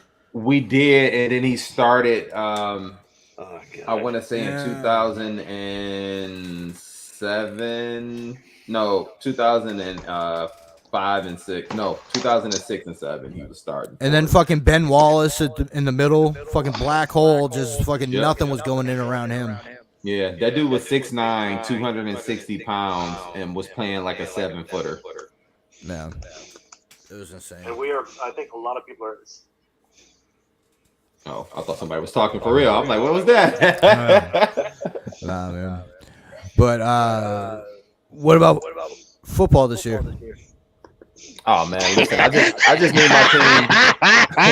I need my team tomorrow to win, and I need the Seahawks to lose, and the Lions will make the playoffs. I don't know. It's gonna be hard for Seattle to lose tomorrow. I agree. They playing the Rams, and the Rams are terrible. But you also need Green Bay to lose. Green Bay's winning in. Green Bay wins. It's over for every ball, you guys. We're playing. That's right. You're playing Green Bay. So it kind of works out. I don't know. That's not the same Green Bay team that it was fucking 8-9 weeks ago. Yeah, when even the Giants beat them at one point. Listen, we're also not the same Lions team we were when we beat Green Bay. We went on a heck of a run at the end of the season. The Lions are a scrappy little team. I don't put nothing past them. That's a scrappy team, man. They could beat them. I could see them beating Green Bay. I think we can beat Green Bay. Yeah. The other thing that I look at is we traded Stafford away on his, to help him out. But I needed a little help this year, Stafford. I needed you to play good so we can get that good draft pick. Freaking guy can't never depend on him when we need him. I just Baker want to still know. starting for them? Who? Baker was starting for the started that game for the Rams. I think he got released. Oh, he did. Damn. I want to know if Russ is ready to watch the Giants backups kill your number 1 seed tomorrow. Yikes. You understand Philly's going to play playing their starters, right? I know. Giants aren't, and I kind of don't like that. Well, but the Giants shouldn't. There's no need to. I actually thought they played their starters for the first half, though. I don't know. Look, this is how I've always felt. I'll go back and I'll bring it back to the 2007 team, the 2011 team. Mm-hmm. Don't matter. You play your starters, go in with as much momentum as possible. Yeah. This team still has. Remember, the Giants' record is a very funny thing. It's 9-6. They could have been fucking 12-2. They could have been 0-13 this year. Like the way those games all went for them, they could have lost them all, and they could have won almost every single one too. And listen, kudos. The only thing that makes me nervous is that the Eagles. What did you say? I didn't hear you. I was just saying kudos to them for making the best of the season. Nobody thought the Knicks was going to do this. I mean, not the Knicks. I didn't think they were going to do this. Four wins. Baker is still with the Rams. 4 wins. This is going to be his last start before dude comes back. Yep. Yeah. That was my prediction. 4 wins for the Giants. That was my prediction. 4 wins. And they shattered everybody's expectations this year, man. Y'all playing with house money, so. Yeah. Nick Baker did that thing where he signed with them on Tuesday, showed up, flew into town on like Tuesday night, Wednesday morning, learned as much of the playbook as he could, and played Thursday and won the game. That last drive was insane. I couldn't believe it. He has those moments in him, man. It's about consistency, man. Yeah, that's the thing. It's all about consistency. Some of these guys just ain't. And I was blown away by it. But they're not. Giants can't afford a injury. They have zero. I mean, they probably have the thinnest depth out of any team in the NFL. They should not be playing, and that's why they're not. Which is the one reason why I'm gonna bite my tongue on it and be like, I get it. The only thing that makes me nervous is that the Eagles beat their ass already once here, right? So my thinking is the Eagles usually split with the Giants at least. It rarely do they sweep each other. No, it's not. So it's like, dude, look, if you look back, I don't think the Giants have beat the Eagles in a few years. I'm a little nervous about. They haven't beat the Eagles in a few years. A few years because they've stunk the past few years, but that's I'm talking usually throughout the history of the teams playing. It's rare for one to sweep the other. It doesn't and it's Giants are a playoff team. It's a little nerve wracking, man. I'm a little. The Eagles should have put this shit away already. Pissing me off that they didn't. Well, look, you lost Hurts. Jalen got hurt. Exactly. You did lose Hurts, but you should have beat New Orleans. I'm sorry. You should have beat New Orleans without Hurts. Look, you still should have beat New Orleans without Hurts. I can handle losing to the Cowboys by like 6 points at the end. I can handle that. And all I can hear is damn Cowboys better than the Eagles. I'm like, slow the fuck down, dude. The Eagles turned the ball over 4 times, and they still had to struggle to beat Philly. You're kidding me? They should have killed us, and we still were hanging around. Cowboys had every chance to blow the Eagles out, and they couldn't do it. Their defense is terrible. It's not good. Yeah. Philly with their backup quarterback rolled the ball down the field a lot on them. They man. So I'm like, okay, whatever. They lost to the Cowboys. Whatever, we can handle that. The Saints game, there's no excuse for that. They should have beat the Saints. That's not good. Yep. I was pissed. Yeah. I was very mad. No excuse. They're better with or without Jalen Hurts. 10 points. They're better than that. They should have put up more than 10 points without Jalen Hurts. I scored 20 to 10. Yeah. It was. I mean, they didn't blow them out or nothing, but I'm just saying, you should have beat them. This team, like, they're not a good team. You know, it upset me, but that's all right. Let's see that. You know, now they got to play Jalen this week, bring him out, and pray that he doesn't do anything stupid to get himself hurt, driven into the ground, right, and get hurt. You know, I mean, because you do. I mean, the one thing though, like the Giants aren't going to be able to rest all their starters. Some guys got to play. Oh yeah. Sure. So what I think you need to worry about is Kayvon Thibodeau. Yeah, is he going to play? I think he's going to play. He's going to play at least. He's. If I'm Eric, I'm being real with you. He's the only player on your defense that I worry about. You have Dexter Lawrence and Leonard Williams are no slouches either. But Kayvon's a rookie. Kayvon's a rookie, and he's all over the place. He's going to be a star. He is. He was a good pick. He was a good pick. As long as he stops doing stupid shit like tweeting, he'll be all right. Man. He'll mature. He'll get better. I was looking at my Browns before this year, and I was starting to feel positive, and then this season happened. Because he gets a hit on fucking Hurts, you might be fucked.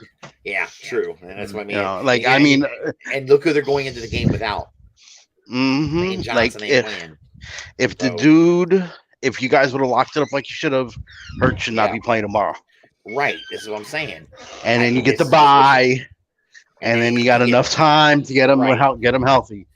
Exactly. But you know what? The man's soft, so that's why he got hurt. Did you just say that? The motherfucker's taking so many, and actually he's taking some hits.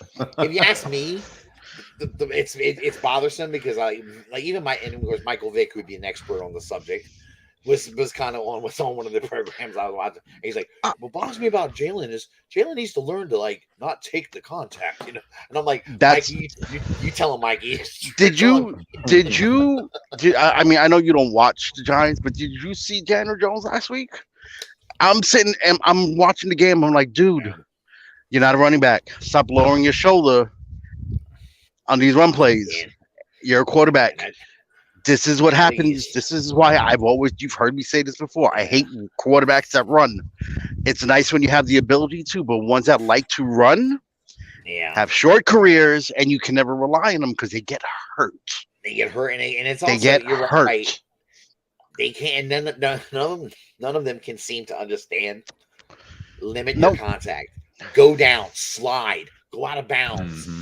Hurts will sit there and be heading to an out of bounds mark, and he'll cut back inside to get a few more yards and take a shot. Yeah. What are you doing? Go out of bounds. Who cares? Daniel Jones has been sacked 9 more times than Hurts this season. Mm-hmm. Yikes. Yeah. Hurts has been sacked quite a bit too. No, the Giants do not have a great offensive line. I got a little sidebar question real quick for Russ. So how are you a Philadelphia Eagles fan and a Washington Wizards fan? Okay. And a Nats fan and a Washington Nats fan. And also I get the Nats. I don't get that either. You're right. I'll tell you. When I moved to the DC area, I was 8 years old. And we lived in Florida. The first football team I really watched was the Miami Dolphins, okay? But we moved up here, and everyone in this area kept telling me, you got to be a Washington Redskins fan. And I'm like, what? Yeah, I got to be a Washington Redskins fan. You live in the D.C. area now. You got to be a Washington Redskins fan. And they kind of beat it into my head, and I didn't like it. I didn't like people. I felt like people were trying to force me into, fandom of a football team. So I watched it. I watched the football game between the Redskins and the Philadelphia Eagles. And I watched Randall Cunningham play. And I just to piss some people off, I said, no, that's my team right there. That's my team. Fashion. I'm not a Redskins fan. I'm a Philadelphia Eagles fan, and that's my player, Randall Cunningham. That's my guy. And I pissed them all off. This kid's stupid. What's wrong with you? I hate the Redskins. So that's where it came from. And I just stuck with the Eagles. It's because it's more of a hatred for the fan base of the Washington Redskins that drove me to that. I didn't. Once you start following a team for a while, it gets to be, that's just your team. It gets to be I feel regular. Okay, it makes sense now. I'll give you a pass. Yeah, man. I'll give you a pass. No, I'm not from the Philadelphia. My family is from that area, but I'm not. I mean, I grew up down in Florida and then in the DMV. Ooh. Okay. I got you. Like, Fair enough. Yeah, It was just, I just thought it was. I just was picking up on it. I'm like, wait, he's like, oh, I like the Washington Wizards, and I'm like, wait a minute, I'm a Wizards fan. I'm a Nats fan out there, not a Flyers, but Capitals fan. I'm a Capitals fan, absolutely. Yep. Yeah, that echoes back hard. Yeah, I know. Yeah, who was that? That's mine. That's just yes. I got you. Shit happens. But go. like Walt was saying, Justin Fields has been sacked the most this year with 55. Oh, Jesus Christ, really? That's a lot. I didn't know you said that much. Russell Wilson is That is next a lot. with 53. Then Kirk Dude. Cousins with 46. Russell Wilson. Daniel story Jones has with to 44. be the funniest story of all. This of is. them. I want to ask you guys your opinion on this, because do you think the problems out there in Denver was coaching, or do you think Russell Wilson's really washed up? I think it's not only just coaching. I think it's also personnel. How old is Russell now? What, 31? Yeah, I know he's in his 30s, but I don't know Look. he ain't that deep into his 30s, is he? Let's see. He's 34. 34. Okay, I mean, Can't believe he's washed at this point. Neither can I. I don't either. At Not that as a age, quarterback. but I don't know. Now, when you say that he's next on the list as for how many times he's been sacked, that kind of makes me wonder. Like, is it just because they don't have a good O line in front of him? Is he holding on to the ball too long, maybe? Or Well, I mean, he's still throwing for 3,000 yards. I mean, look, man, as what I've watched the last 5 years, if you got no receivers, right, that can't get open. True. Don't matter how good your O-line is. One. Yep. Two, if you have a bad O-line on top of that, right, your quarterback is just going to get teed off on. Right. And because this has been the Giants' problem for years. No O-line, no receivers. You have Saquon Barkley, who's been hurt for 2 years, but you know what? If you got no O-line, you got no receivers. You got nobody to open the hole up for. It don't matter how good your running back is either, because they're playing the run. Yep. Because you can't throw the fucking ball. Right. Usually, if you got no separation for receivers, there's nobody's open. And if they can't even catch the fucking ball. Yeah, true. Like the Giants numbers, who's the Giants consider Slayton their number one? I think he has the biggest drop rate out of any wide receiver in the NFL. Wow. Yeah, so Russ, to answer your question, it looks like it's a personnel issue, not necessarily a coaching issue. I mean, we won't know how that shakes out until they add more players, and then we can really tell. But they need to beef up that O line, and it's also a little bit of chemistry issue. Like apparently the locker room is split in half on who likes him and who doesn't. Well, not only that, man, but ownership there. There's all those controversies. Elway's out. Everybody else is out. I mean, didn't somebody just buy them? They just got beat up. New ownership recently. Yeah. So those distractions play a big part on your team, on all of that shit. To win the Super Bowl, you need everything to line up right. Yeah, your office, your coaches, your players, health. It ain't easy. Yep. Everything needs to it's skill. Don't wrong. There's a lot of skill involved, but there's a lot of luck involved too. The skill. There's look. I've always felt you're gonna win at least one game a year off of luck, and you're gonna lose one game a year off of luck. If you go back to the Pat, look, I'll bring up the Pats. 18-1. That was a lucky play with that helmet catch. It just happened to catch them in the Super Bowl. She shouldn't have fucking happened. Giants shouldn't have fucking won that game. Not against that fucking team. Eli, I would never want to go. Of course he is. And how can you not be? I mean, how can you not be? I mean, look, he made a great play in avoiding the sack, but he did the one thing you never do. You don't chuck the ball in the middle of the fucking field. Yep. You know, he got lucky. He got lucky, and I will never say he didn't get lucky. You know, the rest of the drive before and after that, he did what he had to do, and he got them there. So yeah, but that was a lucky play. No, it happens. You know, when someone is hitting a 61-yard field goal, that's luck at that point, at that distance. Like, you got lucky. Like that, like, it's not a common thing to hit a 61 fucking yard field goal. I mean, you know, like, what the fuck just happened? That's not an everyday occurrence. No. You know, that's for sure.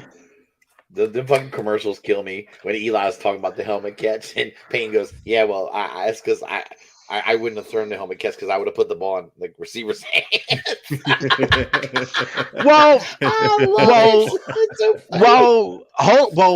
Eli threw it right to his hands. You know, it just so happened. Problem is, Tyree can't catch. Tyree can't catch. You know, he had to have some helmet help. He dropped a lot of balls that game. He wasn't a great receiver. You know. Oh, hey man, fuck it. You know, and now we got another playoff. We got, you know, NFL playoffs are coming along. I'm looking forward to it. I expect the Giants to probably lose first round, but I'm happy with the way our season turned out with what we've been through the last 6 years. It's progress. I'll take it. Your attitude is the way I was last year with the Eagles. They made the playoffs. I was like, they don't deserve to be in the playoffs. Come on. No, but see, I won't sit there and say the Giants don't deserve to be in the playoffs. That they earned their spot this year.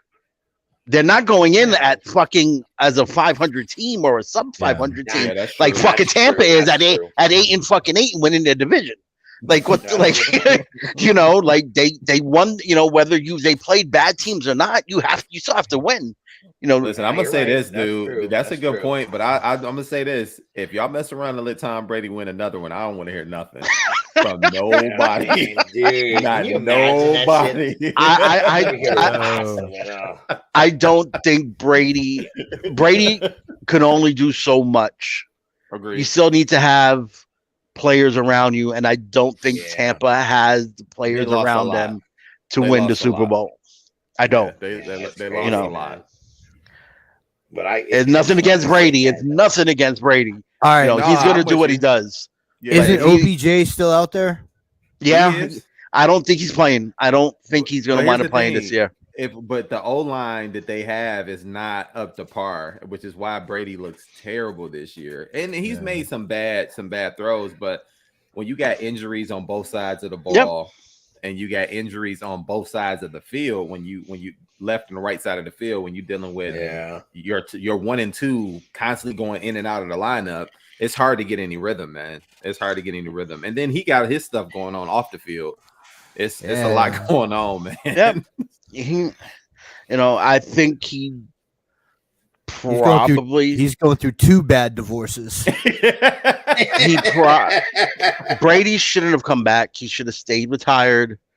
You know, one thing you don't want to see a legendary player do is play too long, because the lasting impressions. Exactly. All do it. And what's up, Ricky? When I think of Brett Favre, I think of how he played his last few years. It's just stuck in your head. In Minnesota, you know, it just stuck. It just sticks with you. Unfortunately, I don't know. Hold up. Wait a minute. That first season in Minnesota, he had a pretty good year. Yeah, it was a decent year, but Green Bay's it didn't end well. Yeah, but those last few, he had that 1 year in the middle of those last 4 years or whatever. He just looked bad. Like sometimes, he did. You know, you're tarnished. Don't tarnish. I mean, it's very hard to tarnish 6 rings. Right. But here's the theory behind that, though, is the reason why he came back is because he didn't want Giselle to get all that money that he was gonna make in the front office. He was slated to make a half a B, and he was like, "Nah, I'm gonna keep this," because this has been going on for a while. Like, he won that Super Bowl. He was supposed to retire then. He was like, "Well, I'm done." All in the papers here in Tampa. Yeah, it's a lot. It's a whole heck of a lot. I can't believe that money. She's retired. She there's more to this divorce than him playing football again. Yeah. Agreed. Agreed. I think so too. I think that's the reason he came back. I think he's got a man on the side, or a woman on the side, or she's just tired. Because look, it's him and Gronk. Look, it's the NFL. You know how these men are and these women are, and the unfaithfulness of these players. She might be tired of it. Like it's time. It's time to retire. I cannot deal with it no more. He did. So she moved on before him, but I think it had more to do with that we know of him still wanting that we know of. That's true. Look, but I think it had more to do with him still wanting to be involved with football in some sense, and not just retiring and going off to the sunset, because she got a boatload of money. Mm-hmm. He got a boatload of money. He don't need the money. No, he just wants something to do. That's just going to take years to figure out. But you know what? You start get into coaching.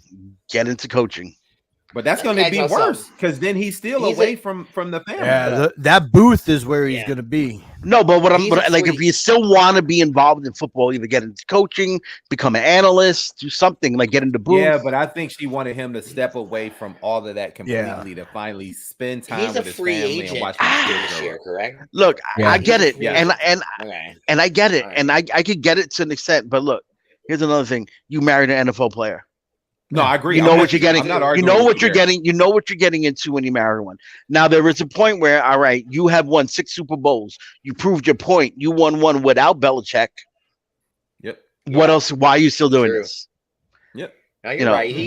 I see both sides of that part, but I have to believe Brady was dipping where he probably shouldn't have been. Had his hand in the cookie jar, huh? And like that's how he was. Remember his first wife? She was pregnant when he hooked up with Giselle. Mm-hmm. So this is why he take them TB12 supplements too, and you never know what's in them, man. This is why I give people like Derek Jeter credit. He didn't get married till he retired. Yeah. I'm not gonna put up with the nonsense. I'm not gonna play I'm gonna keep doing.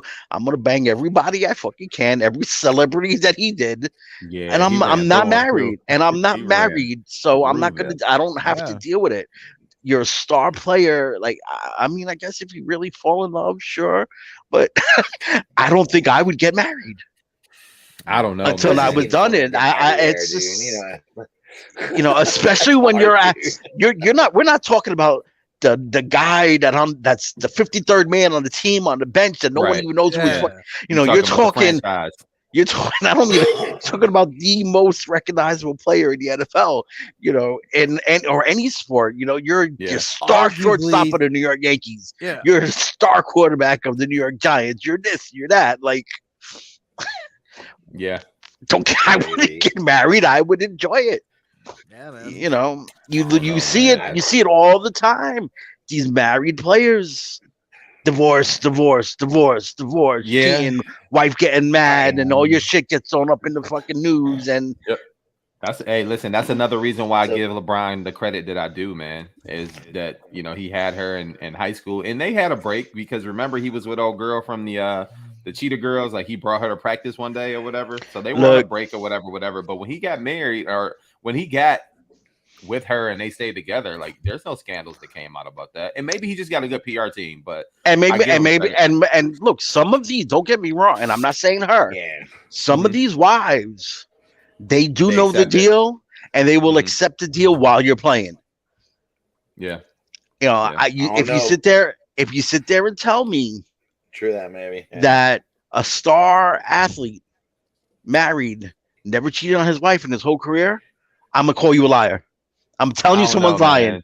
I just find it hard to believe, man. I can't say that. Like, they may be the anomaly, but I can't say that there's not one guy who's never done it. I don't know, man. I'd find that temptation real freaking hard, man. And it's they don't get the temptation. It's not the temptation that we would get walking down the street and just seeing a girl walk by. These women are bold. They're in your hotel room. Like, how the fuck you get in my room? How did you when you got that? just a man can only go so far, which is like I said, I would never get married if I was a star player. No, you're not wrong. I just wouldn't I even wouldn't go put as far as myself say- in that situation where I agree with you. I have to wouldn't fight say it or every the distraction parent. or someone gets the wrong idea because some girl did sneak into my room and I kicked her out, but you're all You seen her get kicked out the room, and that's all you said. That's all someone sees is her coming out the room, and now your wife is knocking on your door. Yep. It's funny. So anyway, if Brady does play next year, where do you think he plays? Nowhere. I can't Brady look. not playing no more next year. You don't think you think he's gonna retire? Dude, I can't say that anymore. I've been wrong. If he plays, I think he's going to go to where he's been prophesized to go for the last 10 years. No, San Fran. Look, back to the Bay Area, huh? Yep. What team out there needs Brady? What team out there do you feel their only issue was a quarterback? I think if Brady was on San Fran, that they would win. I don't think this year. I think San Fran might win the Super Bowl this year without him. I'm sorry. That's true too. I kind of got my money on San Fran right now. I don't know. San Fran to me hasn't been quite tested enough to say that yet. I don't know. Yeah, but I could see them dropping in a hard playoff game, man, with that kid under center. Yeah, that defense wins championships, and that San Francisco defense is fucking scary. Like right now, I would put my money on. Yeah, but I would put my money on San Fran right now. I could definitely see that, but what I'm saying is, like, would you feel more comfortable putting money on San Fran if Brady was there right now? I don't know. Oh yeah, in a heartbeat. That's what I'm saying. It depends, man, because like we said, the Brady that I've seen this year. The Brady that I've seen this year, I don't know. And is it all Brady's fault? Definitely not. That's what we. Right. But at what point? Like it's hard to judge because Father Time will catch up with everybody. That's true, but that Brady is not the same. He don't have them same problems that he would have in San Francisco. Like he has a complete offensive. Those lines in San Francisco are pretty. He got weapons. He got good, Debo. He got McCaffrey. Like he got weapons. I'd be more afraid of the 49ers if Brady was their quarterback than Purdy. That's a championship. Now, I'm not saying that young kid is bullshit or anything. I'm just saying that, like, he's just not a Tom Brady. Tom Brady. No one's a Tom Brady. No one's a Tom Brady. No one's a Tom Brady, unfortunately. Exactly. Exactly. Yeah. I agree with that. It's But at the same time, what you're saying is valid too, because how far has he dropped and how measurable is it? It's hard to measure because the team around him is bad also. Right. So you can't pinpoint every issue with Tampa right now. True. So true. And we know the Niners are. Would he have been a better numbers on San Francisco? 100% by how much? Yeah. Like what Brady are we getting at this point? I think he needs to just retire. See, I think the Niners are so good that they can make an average QB look good. Yeah, like, and if they have a really good, if they have a good quarterback, they'll make him look fucking incredible. So, they can hide Grady's degradations. No, but you know what? Because they're hiding Purdy's problems. You know, if I'm San Francisco, I'm not hiring. I'm not signing Brady. Why do I need Brady right now? You know, for what? Like it's not like you're gonna have this guy for another 5 years. Like it's not like you don't need, like, San Francisco does not need him. Like you got to look at a team that. But that's what I'm saying. Like if that kid takes a dive in the playoffs, I could see it happening. Definitely. Me too. Me too. And then you're on the quarterback hunt. In 2 years from now, all over again. Because then you have Tom Brady teaching that kid. I'm with you. Does Brady want to do that? I think he does. I think he would now at this point in his career after what's happened in Tampa Bay. If they promise him a front office position, absolutely, he would do it. And I'm not. Look, you have this is his kid's first trip to the playoffs. For San Francisco? Yeah, he's gone to the playoffs. Yeah, Purdy hasn't. Purdy. I think this is Purdy's like first starts. He's kidding. Yeah, because Trey Lance is injured for the year, right? yeah. If he has a bad playoff, I'm not writing him off. It's your first fucking time in the playoffs, dude. You know, I understand, but, man. it is a different fucking beast, you know. Yeah. But that's what I'm saying. If this kid, if they go and this kid fucks up, and they can look at this team and say, okay, the quarterback position is why we lost in the playoffs. Right. I think that signing Tom Brady as a free agent is definitely a valid option. Sure, yeah, you're not wrong. You're not wrong. But Brady I don't is a valid option for everyone. Yeah, I just don't think he'll go. Not in Cleveland, he ain't. I don't think Brady does it. Only because at this point, again, he can walk away from the game free and clear with all of his money that he fulfilled, all of his contract obligations, and he can go sensible. Yeah, that's true. But but he's already promised a analyst job and a front office job. The world is here. Oh yeah, because doesn't Fox already have a contract? Yeah, Brady needs to be smart and hang up them cleats. I agree. I don't know. We'll see. Before it's too late. How competitive is he? That's what all athletes, you know, that could. It's hard to walk away, but at some point, you need to be like, all right, I need to step away. I'm at the point now where I would be shocked if he retired. So would I. So would I. I'm not. I think if he retired, though, I think he'd be back that next season, just like he did this year. Jesus Christ! I really do. I think. Stop retiring. I'm retired. Okay, let's be honest here. Gisele Bundchen is one of the most beautiful women on this planet. Okay. Tom Brady gave her up for football. She's she's aging. No. Hang on. I don't even think it's that, Russ. I think get a younger model. He can, but I think it's more so if you don't give a guy who's that competitive an ultimatum. Like you just don't, because now it's like I gotta prove you wrong. Well, he's like, look, alpha male. You don't give an alpha male an ultimatum. You don't do that. Show me a beautiful woman, and I will show you a guy that is tired of her bullshit. No matter how beautiful she is, true. And it could you don't know what it's like living with her behind closed doors. We don't know how they deal with it. We don't know, and he's rather I'd rather go do 2 days in the heat in Florida than be stuck home with my wife all day long. Yeah. You're right. It could play look. All of these things play a part into these men's decisions on whether. But sure it does. I look. I don't hate Brady the way everybody does, because we got our rings off of him. Right? He didn't hurt us. Yeah, y'all. So I don't have that hate. All these chinks in his armor, really. Yeah, I don't have that hate for him. Right?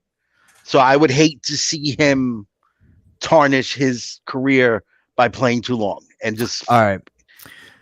I think that we can tell if Tom Brady has CTE if he decides after he's done with the Buccaneers to go play near his alma mater at the Detroit Lions. Don't do that, man. Look, I wanted Brady here 3 years ago, and I knew that it was never happening. No offense to Detroit. It would be a mistake. Detroit has more issues than just quarterback.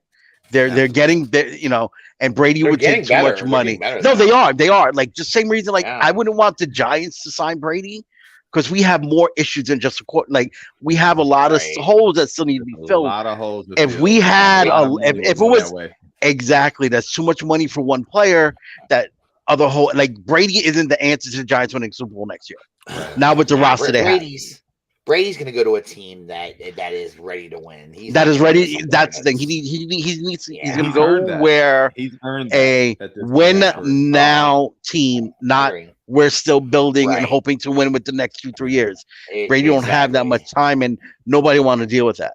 You don't want to go to a team where you're now going to get sacked 50 times this year because their O-line sucks at the age of 40, whatever fucking ever. Yeah, he's way too old for that now at this point. And Brady's never been good at handling getting hit in the first place. Never. No. That's how you beat him. But that's how you beat him. He gets rattled back there. He does. That is his one weakness. If you start putting pressure on him, you can beat him. Yeah, but that's any quarterback's weakness. Not all. Yeah, but but he's afraid to get the some can handle it better. Yeah, okay, but some can handle staying in the pocket a little bit better. I'll give you that. Some can handle it better, but most of the time that's the secret to beating any QB. You pressure. Yeah, of course, it's their ass, but it's hard though to do that on a constantly. So I will give you a perfect example. Aaron fucking Rodgers is someone who just, whether you get pressure, he doesn't get rattled by it. Yeah, he plays the same. He can scramble. He can scramble the way Brady can't. Well, I wouldn't say he gets rattled, but he gets off his game. And he is when he start the accuracy of him throwing off the run for Aaron Rodgers has always astounded me.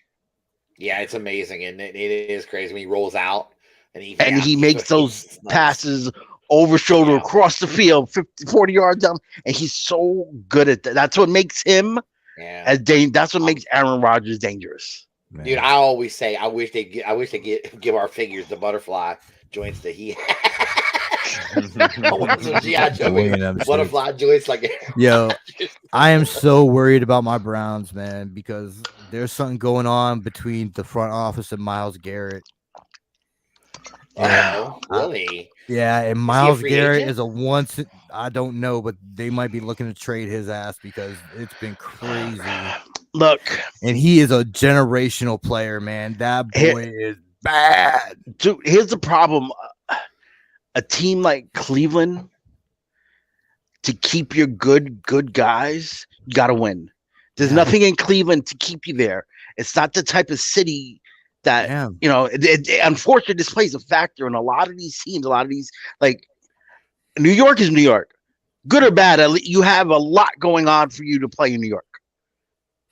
Media exposure, it's New York. Well, that's why even the Knicks can still get good players. They don't get always the best players, but it's still New York. It's that market. There's a lot of opportunity there for these smaller market teams and cities like Detroit, Cleveland.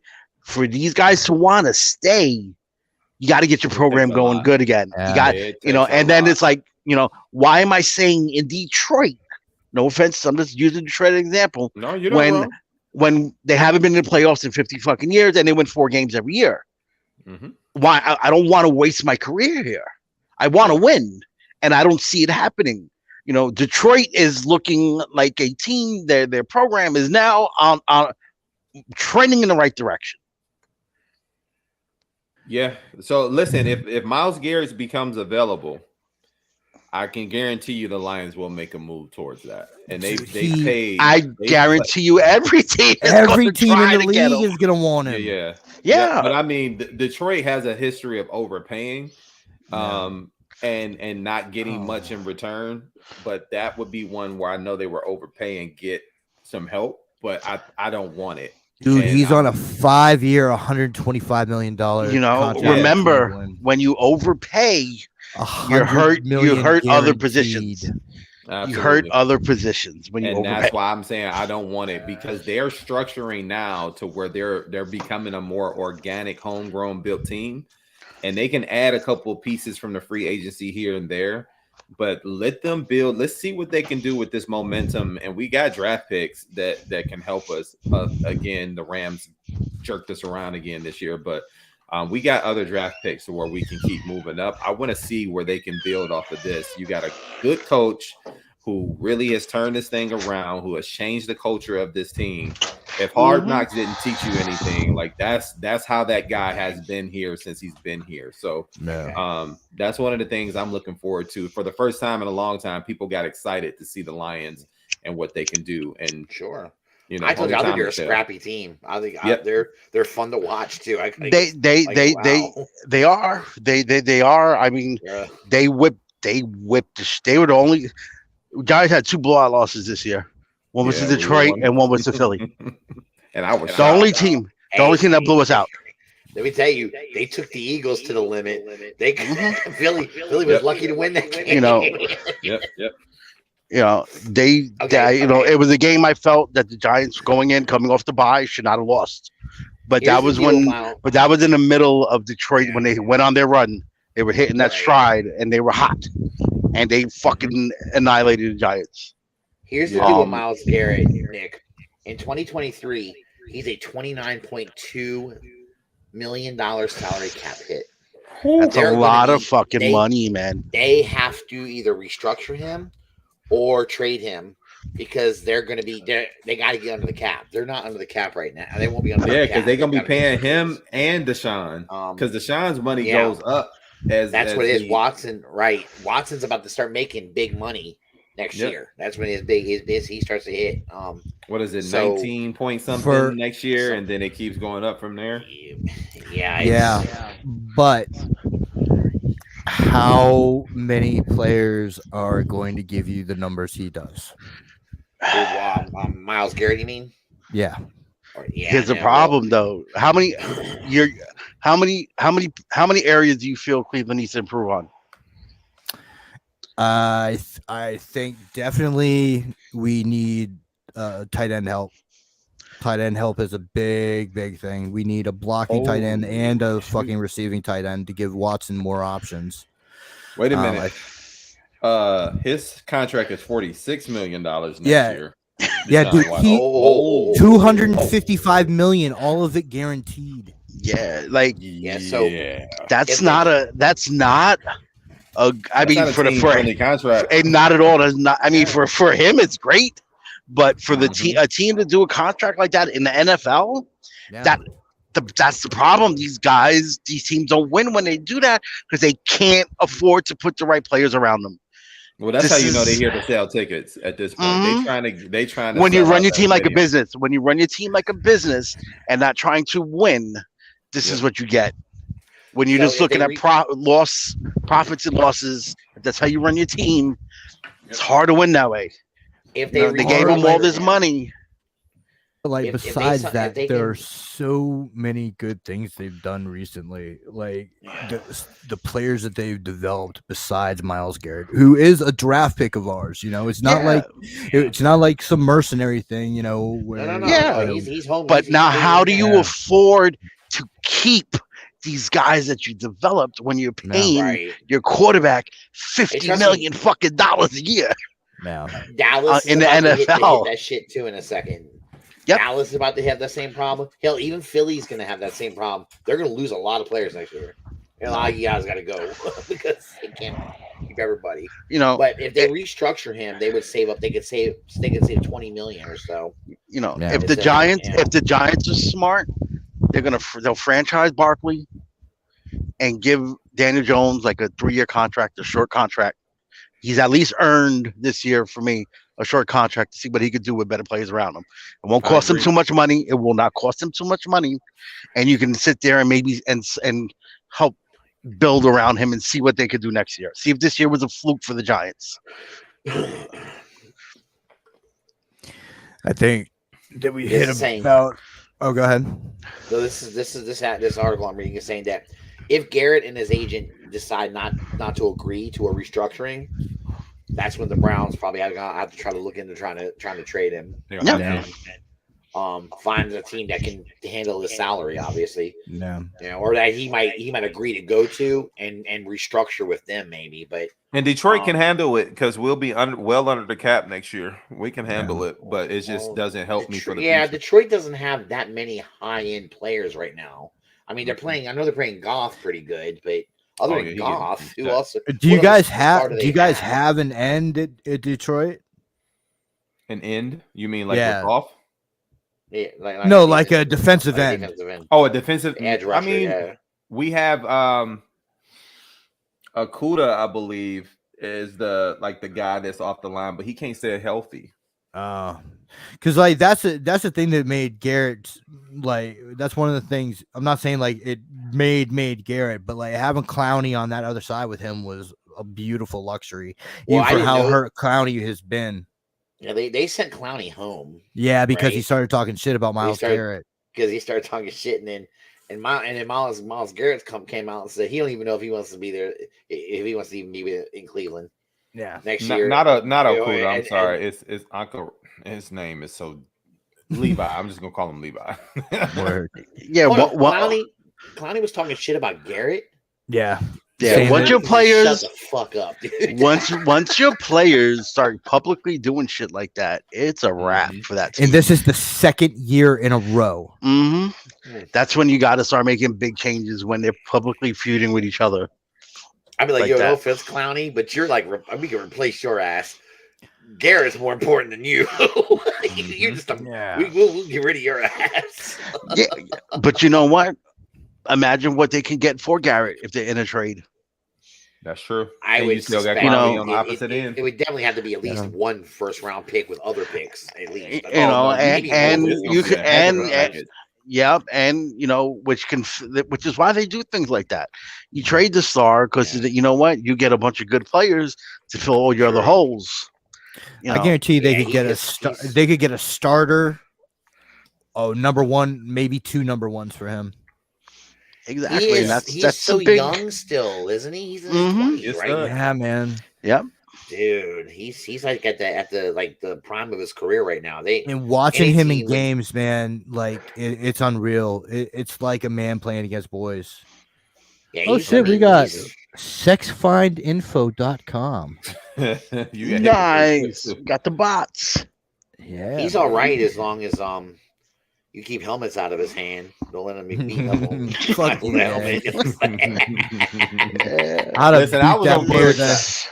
I was on Garrett's side on that, bro. Hell yeah. Yes and no. Yes and no, man. I feel like when you watch that whole thing, it's like, dude, come on, you can't hit him with a helmet though. Like you should have just beat his ass. Like you don't hit him with a helmet, man. Like it's agree. You know, like, dude, the look. You have to understand. You have to understand the look of what you're doing. Same thing, like you guys saw everything that happened with Kayvon Thibodeau this week. Like, dude, all right, you hurt Foles. You were lying on the floor next to him doing Snow Angels. I get it. You didn't know he was hurt. Look. I get it. You didn't know he was hurt at the time because you didn't. Right. But once you got to the sideline and then you sit there and you're making the sleep motion like Curry. Right. You don't do that. You don't do that when someone gets hurt. You know, and then then you start tweeting, "I knocked that man out." Yeah. Like, so you not only double down, you triple down. Like the danger you gotta think is the league thinking he's deliberately trying to hurt people. You know, and no, he's not. It like same thing with Gary. He was young. You were in the moment. Sure. Yeah. You learn. You learn, and that's what I'm hoping from Kayvon, that he learns. That he learns from what you do, because he's been getting ripped hard for like everybody's saying we'll give him a pass for the Snow Angels on the floor because you didn't know, but everything you did afterwards, when you should have just be quiet. You don't do that. Just be quiet. But like say exactly what you said. When I was on the floor celebrating, didn't know he was hurt. Yeah. You know, and that's all I would have had. That's all people would have asked. But then when you make it the flip side, and then you're making tweets and Instagram, and then you're fighting with head coaches on other teams talking shit. Like, I don't even know who he is. Like, dude, come on. Just stop. Please. Don't be the next Beckham for us. Don't be the next Beckham for us. Just remember that you're too good. You know, you're too good. Learn. You know, he is. He's amazing. Mm-hmm. But remember, and you're a rookie right now. The knock against him in the draft, though, was his maturity. That was the big deal. People were like, and they drafted him. They drafted him pretty high still. Yeah. But it's like, kid, they're taking a chance on you. Learn quickly, you know. And up until this moment, there has been no issues. Bad. Yeah, there hasn't been nothing. There's been nothing. There's been nothing with his maturity or anything. This is his first. This is his first incident. Yeah, you're a rookie. Please learn from it. That's all I ask is please learn. Because as you see, this Giants organization, no matter how good you are, if you become too much of a headache off the field, they will get rid of you quick. Look at what they did with Beckham. After they gave him the big contract, they still was like, you know what? We can't. You're gone. That's what killed me is they took a dead cap money hit on that just to get rid of the headache. Just to get rid of headache. The Giants are an organization that will not tolerate it. You know, Yeah, some organizations are a little more tolerant than the Giants. You're not in that type of organization. So he needs to learn, because I would hate to see us have to do the same thing to him. I was glad Beckham. I was happy that they did it to Beckham, because I didn't want the headache either. And I will give Beckham credit. He has grown up so much since. Yeah. It's a shame injuries have derailed what would have been a amazing career for him. You know, and he hasn't had a bad career, but his career would have been so much better if he didn't have all these injuries. Hey, and kudos, listen. I was just about to say that, but by the time he got that maturity level, at least it paid off. He got a ring. Yep, he got his ring. It was a shame to see him get hurt in the Super Bowl. I was rooting for him. You know, so was I. Was I. I don't hate Beckham. I never did. Was playing his ass off too. Yep. And you know, if the Giants if Beckham wanted to come and play for New York for one season to play out of one playoff game, I'll take him now. I'll take him, because that's one thing the Giants do need. Giants need some wide receiver help. He's not the answer to a Super Bowl for us, but if Beckham just wants to, you put him in a slot, he'll be helpful. Exactly, he'll be very helpful. But do you bring him in at this point of the season? You don't know your playbook. You don't know nothing. I don't think so. It's hard. I'm surprised he's not playing. Supposedly he's ready and healthy. I don't know why no one's picked him up yet. Yeah, I think you can. I think you can still bring him in at this point of the season. It's late, but it's not too late. You know, I know that, and I believe there's a cutoff at some point for a player that you sign to be able to play in the playoffs. Well, if he came in this week, he would have to miss this first week, and then he'd be ready for the playoffs. Yeah, so he would have to come in this week. He wouldn't be able to play in this game, I think he would need to be signed. Clear the physicals and all that and stuff. In the next couple of days, because I don't think you could sign a guy like a day before the playoffs to play tomorrow. You know, whether he clears everything or not. Yeah, so I don't see him picky on that shit than everybody. Yeah, I don't see him playing this year, which might be good for him to really fully heal and see where he goes next year. But you know, it's a shame. It's a shame that we had to do what we did. But at least dude grew from it, man. True. That's true. I think he's gonna. All right, man. I'm gonna go ahead and call it a show. We're about 20 minutes after 11. So we need to go ahead and hang out going. Yes, sir. All right. So, do you want me to drop the hangout link for you? Yeah, please, because I don't know when we're gonna have to go to sleep with this neck. All right, man. I love y'all, and like we say every week, peace, love, and hair grease. Thanks for coming on with us, guys, out. By the way. Thank you. Yeah, no. Yeah, thank you. You know, it's fun to talk some sports for a while. Yeah, it's been good, dude. I love it. All right, do it now, man. Go ahead.